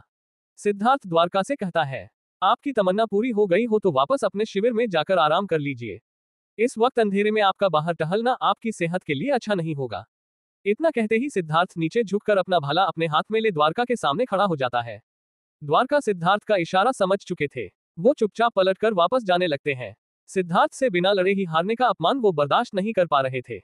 विक्रमादित्य भी परिस्थिति को भांपते हुए चुपचाप वापस लौटना सही समझते हैं और वो अंबा का हाथ पकड़ दूसरे रास्ते से शिविर की तरफ आगे बढ़ने लगते हैं। विक्रमादित्य अंबा को खींचते हुए शिविर की तरफ ले जा रहे थे। अंबा एक बार पलटकर सिद्धार्थ को देखती है। सिद्धार्थ सही सलामत अपने पैरों पर खड़ा द्वारका को जाते हुए देख रहा था। सिद्धार्थ को इस तरह सुरक्षित देख अंबा के मन को थोड़ी तसल्ली होती है। लेकिन वहीं उसे अंदाजा था कि उसके बाबा उससे बहुत नाराज होंगे और वो उनके सवालों का उन्हें क्या जवाब देगी उसकी समझ में कुछ नहीं आ रहा था। वो चुपचाप बस उनके पीछे पीछे चलती जा रही थी। सिद्धार्थ भी द्वारका को जाते देख मुस्कुरा रहा था। वो मुस्कुराते हुए कहता है, अब कुंडार के साथ साथ मगध पर से भी भरोसा उठ चुका है। मगध भी कुंडार से रिश्ता जोड़ते जोड़ते एक दूसरे की तरह व्यवहार करने लगे हैं। अब मगध के संत शासक महान द्वारका पीठ पीछे वार करने से बाज नहीं आ रहे हैं। ऐसा कहते हुए सिद्धार्थ वापस पेड़ से टिकर बैठ जाता है और अपने रुद्राक्ष को छूकर अपने पिता को याद करता है। आज उसे ऐसा लग रहा था जैसे उसके पिता ने ही उसकी प्राणों की रक्षा की है। वो रुद्राक्ष को हाथों से छूते हुए अपने बाबा को धन्यवाद देता है। सिद्धार्थ कहता है, मुझे मालूम है कि आप दूर आसमान से भी मेरी मदद कर रहे हैं, लेकिन मैं आपकी मदद नहीं कर पाया हूँ। मैं आपकी कातिलों को नहीं ढूंढ पाया। मैं आज भी आपकी मौत के राज से पर्दा नहीं उठा पाया। ऐसा कहते हुए सिद्धार्थ मौन हो जाता है और फिर अपने भाले को हाथ में पकड़कर दूसरे हाथ से रुद्राक्ष को देखते हुए कहता है, गुरु कश्यप की आज्ञा और आपके मौत का बदला लेना अब मेरी जिंदगी का सबसे बड़ा लक्ष्य है। अब मैं जरूर ये पता लगाकर रहूंगा कि आपके साथ क्या हुआ था। किसने आपको मारा? किसने कौशल के लोगों की इतनी निर्मम हत्या की? कौशल का गुनहगार कौन है? मेरे बचपन का गुनहगार कौन है? अभी तक द्वारका चलते हुए शिविर के पास तक पहुंच चुके थे। सिद्धार्थ उन्हें शिविर तक जाते हुए देख सकता था। वो द्वारका को देखते हुए कहता है, संत शासक द्वारका, अब मेरे पिता की मौत की गुत्थी सुलझाने में तुम ही मेरी मदद करोगे और मेरे ऊपर की इस हमले का बदला भी मैं तुमसे जरूर लूंगा। इधर विक्रमादित्य भी अंबा के साथ शिविर तक पहुंच चुके थे। विक्रमादित्य अंबा का हाथ गुस्से में छोड़ते हुए उससे कहते हैं, तुमने मेरी उम्मीदों पर पानी फेर दिया। तुमने मेरे भरोसे को तोड़ा है अंबा। मैं हमेशा से तुम्हें अपना हथियार मानता रहा हूँ। तुम्हें लेकर मैं नहीं क्या क्या ख्वाब नहीं देखे। मेरी जिंदगी का लक्ष्य सिर्फ तुम्हें एक महान योद्धा की तरह खड़ा करना था। और तुम मेरे मार्ग की आज बाधा बन चुकी हो। अम्बा मुझे तुमसे ये उम्मीद नहीं थी। तुमने मेरे साथ विश्वासघात किया है। मैं तुम्हें कभी माफ नहीं करूंगा। सिद्धार्थ ने तुम्हारी एक बार जान क्या बचा ली। तुम तो बस अब उसकी ही चिंता करने लगी। तुम्हें अपने बाबा के मान सम्मान उनकी उम्मीदों से कोई मतलब नहीं है। अम्बा चाहकर भी विक्रमादित्य से नजरें नहीं मिला पा रही थी। वो जानती थी कि उसने सिद्धार्थ की जान बचाकर अपने मन का बहुत बड़ा बोझ हल्का किया है। लेकिन वो ये भी समझ रही थी कि अब वो अपने पिता की नजरों में गुनहगार बन चुकी है। उसे भी इस बात की तकलीफ थी कि वो अपने बाबा की बात नहीं मान पाए। विक्रमादित्य और अम्बा एक दूसरे के आमने सामने खड़े थे। विक्रमादित्य के चेहरे पर क्रोध की झलक साफ तौर पर दिखाई दे रही थी। इतने में द्वारका भी उन दोनों के पास पहुंच जाते हैं। द्वारका की नजरें नीचे झुकी हुई थी। वो सिद्धार्थ को मारने में क्या उसे हराने में भी नाकामयाब हो चुके थे। वो विक्रमादित्य से एक शब्द भी नहीं कहते और चुपचाप अंदर चले जाते हैं। विक्रमादित्य थी द्वारका से कोई सवाल नहीं पूछते। वो भी अम्बा की तरफ घूर कर देखते हुए चुपचाप अंदर चले जाते हैं। पूरे शिविर में सन्नाटा फैल चुका था। अम्बा बाहर खड़ी हुई एक बार सिद्धार्थ की तरफ देखती है। बहुत दूर होने के कारण सिद्धार्थ उसे ठीक से दिखाई तो नहीं दे रहा था, पर उसे इस बात की तसल्ली थी कि सिद्धार्थ सही सलामत है। वो भी चुपचाप अंदर चली जाती है। वहीं सिद्धार्थ चुपचाप बैठा हुआ सुबह होने का इंतजार कर रहा था। उसके मन में सिर्फ एक ही ख्याल था कि वो अपने बाबा की मौत का पता कैसे लगाए, और उसके सभी सवालों के जवाब मगध में छिपे हुए थे। CH-90 अम्बा का धोखा। रात के 2 पहर भी चुके थे। पूरे जंगल में सन्नाटा पसरा हुआ था। धीरे धीरे सब सोने लगे थे। बाहर सिपाही भी चैन की नींद सो रहे थे। सिद्धार्थ द्वारका के उस हमले को याद करता हुआ एक हल्की सी मुस्कान के साथ अपनी आंखें बंद कर अपने आप से बातें करते हुए कहता है, सो जाओ सिद्धार्थ। वैसे भी कुंडार और मगध की नींद उड़ी हुई है। किसी को तो चैन से सोना ही चाहिए। विक्रमादित्य भी आखिरकार सो चुके थे, लेकिन अम्बा की आंखों से नींद पूरी तरह से गायब थी। पहली बार उसने अपने बाबा को धोखा दिया था, उनकी बात मानने से इनकार किया था। भले ही सिद्धार्थ की जान बच गई थी, पर अम्बा ने जो कुछ वक्त पहले किया उससे वो खुद बहुत दुखी थी।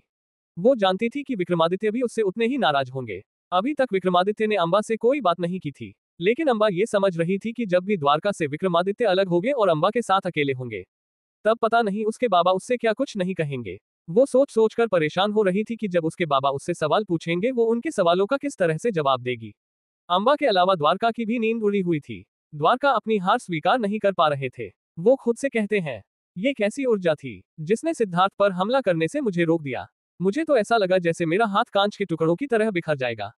इतना दर्द, इतनी असहनीय पीड़ा किसी तेज शक्ति का ही परिणाम हो सकता है। द्वारका ऐसा सोचते हुए कुछ देर चुपचाप बैठ जाते हैं और अपने हाथों को देखते हुए फिर कहते हैं, इसका मतलब यह है कि सिद्धार्थ के समान ऊर्जावान और शक्तिशाली इस वक्त शायद ब्रह्मा देश में कोई नहीं है। मैंने सिद्धार्थ की शक्तियों को कमजोर समझने की भूल की है। जब मैं सिद्धार्थ को नहीं हरा पाया तो अनंत मणि और अम्बा जैसे किसी योद्धा के बारे में सोचना ही मूर्खता है। इस तरह से विचारों में खोए हुए द्वारका पूरे शिविर में इधर उधर टहल रहे थे। उन्हें पता ही नहीं चलता कि कब सूरज भी आसमान को चीर कर उनकी हार देखने उनके सामने आ चुका है। आज की सुबह द्वारका को कुछ अच्छी नहीं लग रही थी। आसमान से आती है हल्की सुनहरी रोशनी भी उनकी आंखों में कांटे की तरह चुभ रही थी। उन्हें ऐसा लग रहा था जैसे इस निर्जन वन में मौजूद हर एक चीज उन्हें उनके हार के बारे में बता रही हो। वो बाहर निकलते हैं और एक बार उस तरफ देखते हैं जहां सिद्धार्थ मौजूद था। सिद्धार्थ द्वारका को साफ साफ दिखाई तो नहीं देता, पर वो खुद से कहते हैं, सिद्धार्थ मुझे बेवकूफ या कमजोर समझने की भूल मत करना। मेरी ये हार मेरा परिणाम नहीं है। तुम्हें हराए बिना, तुम्हें रास्ते से हटाए बिना मैं चैन की सांस नहीं लूंगा। द्वारका को इस तरह टहलते देखा कुछ सिपाही उनके पास आते हैं। द्वारका उनसे कहते हैं, अब बहुत हो गया। इस निर्जन वन में रुकने का कोई मतलब नहीं है। जल्द से जल्द शिविर हटाने और यहाँ से आगे बढ़ने की तैयारी करो। हमें तुरंत मगध के लिए निकलना है। द्वारका के इतना कहते ही विक्रमादित्य भी उठकर आ चुके थे। विक्रमादित्य भी द्वारका को देखकर सिर हिलाते हुए आगे बढ़ते हैं, जैसे वो कहना चाहते हैं कि आप सही कह रहे हैं और चलिए अब यहाँ से वापस चला जाए।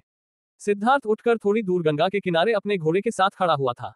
उसकी आंखें आसमान की ओर थी, जहां सूरज अपनी मध्यम रोशनी के साथ चमक रहा था। गंगा नदी अपने पूरे जोर में बह रही थी। सिद्धार्थ एक बार ऊपर उगते सूरज को देखता है, तो दूसरी बार बहती हुई नदी को देखकर कहता है, एक बार फिर कुंडार और मगध ने मिलकर मुझे धोखे से मारने की कोशिश की है। ये दोनों राजवंश किसी भी हद तक जा सकते हैं, लेकिन मैं उन सभी से नहीं डरता और अब मैं मगध के अंदर जाकर इन सभी के सामने अपने बाबा की मौत का पता जरूर लगा लूंगा। इधर विक्रमादित्य, द्वारका और अम्बा का रथ तैयार था। विक्रमादित्य की नजरों में अम्बा के लिए नाराजगी साफ तौर पर दिखाई दे रही थी। अम्बा भी परेशान थी उनके इस रवैये से, लेकिन कोई किसी से कुछ नहीं कह रहा था। सारे सिपाही तैयार थे वापस निकलने को। विक्रमादित्य अम्बा को रथ के ऊपर चढ़ने का इशारा करते हैं। अम्बा एक बार अपने घोड़े की तरफ देखती है, जिसे सिद्धार्थ उस तक वापस लेकर आया था। अम्बा को पिछली रात की बात याद आती है। उसे याद आता है कि सिद्धार्थ ने उससे कहा था, राजकुमारी अम्बा, आपको अपने साथियों को बीच में छोड़ देने की पुरानी आदत है। सिद्धार्थ की ये बात याद कर अंबा उस घोड़े को देखते हुए मुस्कुराने लगते हैं। विक्रमादित्य अंबा को एक बार फिर आवाज लगाते हैं। अंबा विक्रमादित्य से कहती है, बाबा, आप और संत शासक द्वारका रथ पर जाए, मैं अपने घोड़े के साथ वापस जाऊंगी। विक्रमादित्य उससे कुछ नहीं कहते अंबा फिर द्वारका को देखते हुए कहती है, इस घोड़े ने मेरी इस यात्रा में मुझे अकेला नहीं छोड़ा था, मैं कैसे इसे अकेला छोड़ दूं। वैसे भी अगर आप लोग मुझे लेने वापस नहीं आते तो ये घोड़ा ही मेरा साथी होता, जो मुझे कुंडार तक वापस पहुंचाता।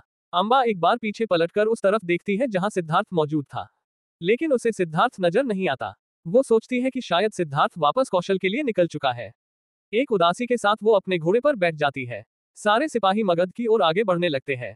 सिद्धार्थ घोड़े के साथ गंगा किनारे खड़ा उन सभी को जाते देख रहा था। वो थोड़ी देर तक सबको जाते देखता है। सिद्धार्थ देखता है कि अंबा रथ के बजाय घोड़े पर बैठकर जा रही है। अंबा को देखकर उसके चेहरे पर एक हल्की सी मुस्कान आ जाती है। जब वो सभी इतनी दूर निकल जाते हैं कि सिद्धार्थ की आंखें उन्हें देख नहीं सकती थी, सिद्धार्थ भी घोड़े पर बैठकर मगध की ओर निकलने की तैयारी करता है। वो अपने घोड़े से कहता है, हमें बड़े आराम से मगध तक जाना है। हमारे सामने जा रहे इन महारथियों को पता नहीं चलना चाहिए कि हम इनके पीछे पीछे मगध की ओर ही जा रहे हैं। सारे सिपाही विक्रमादित्य द्वारका के साथ बहुत तेज रफ्तार से मगध की ओर आगे बढ़ रहे थे। अंबा भी उन सभी के साथ साथ आगे बढ़ती जा रही थी। विक्रमादित्य अपने ठीक बगल में घोड़े पर बैठी अंबा को बार बार देख रहे हैं।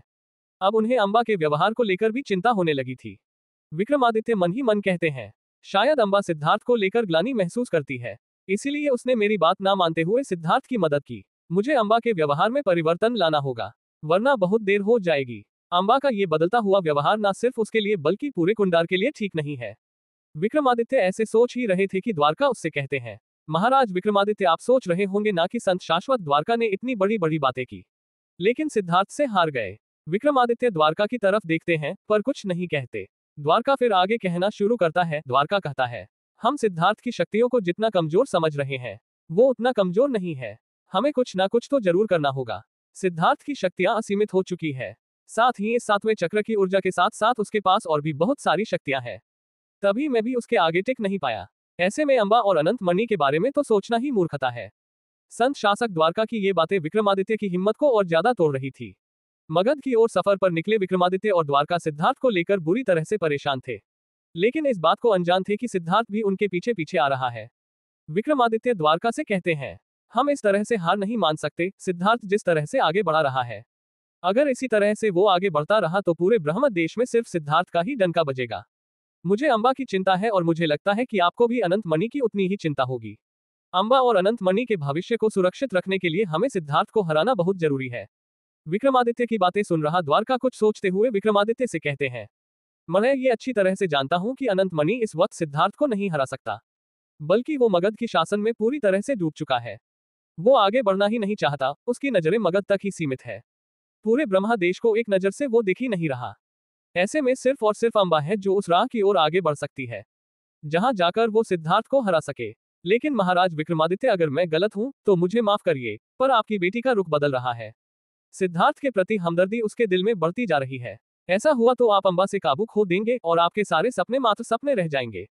द्वारका जो कह रहा था, विक्रमादित्य वो अच्छी तरह से जानता था। द्वारका के बातों में सच्चाई थी, इसलिए विक्रमादित्य इस वक्त लाजवाब थे। बिना कोई जवाब दिए उनकी नजरों से आगे की ओर थी, जहां अंबा उनके आगे आगे अपने घोड़े पर चलती जा रही थी। सिद्धार्थ भी इन सभी के पीछे पीछे आ रहा था। धीरे धीरे इन सभी की रफ्तार और तेज होने लगती है। चिंता में डूबे हुए किसी को भी ये पता ही नहीं चलता कि कब सूरज ढलने लगा था और शाम होते ही वो मगध की सीमा के काफी करीब पहुंच चुके थे। सिद्धार्थ दूर से देखता है कि यहाँ से मगध और कुंडार को दो अलग अलग रास्ते जाते हैं, पर विक्रमादित्य और अंबा का रास्ता बदला नहीं, वो दोनों संत शासक के साथ मगध की ओर ही जा रहे हैं। सिद्धार्थ उन्हें जाता देख अपनी रफ्तार धीमी कर रुक जाता है।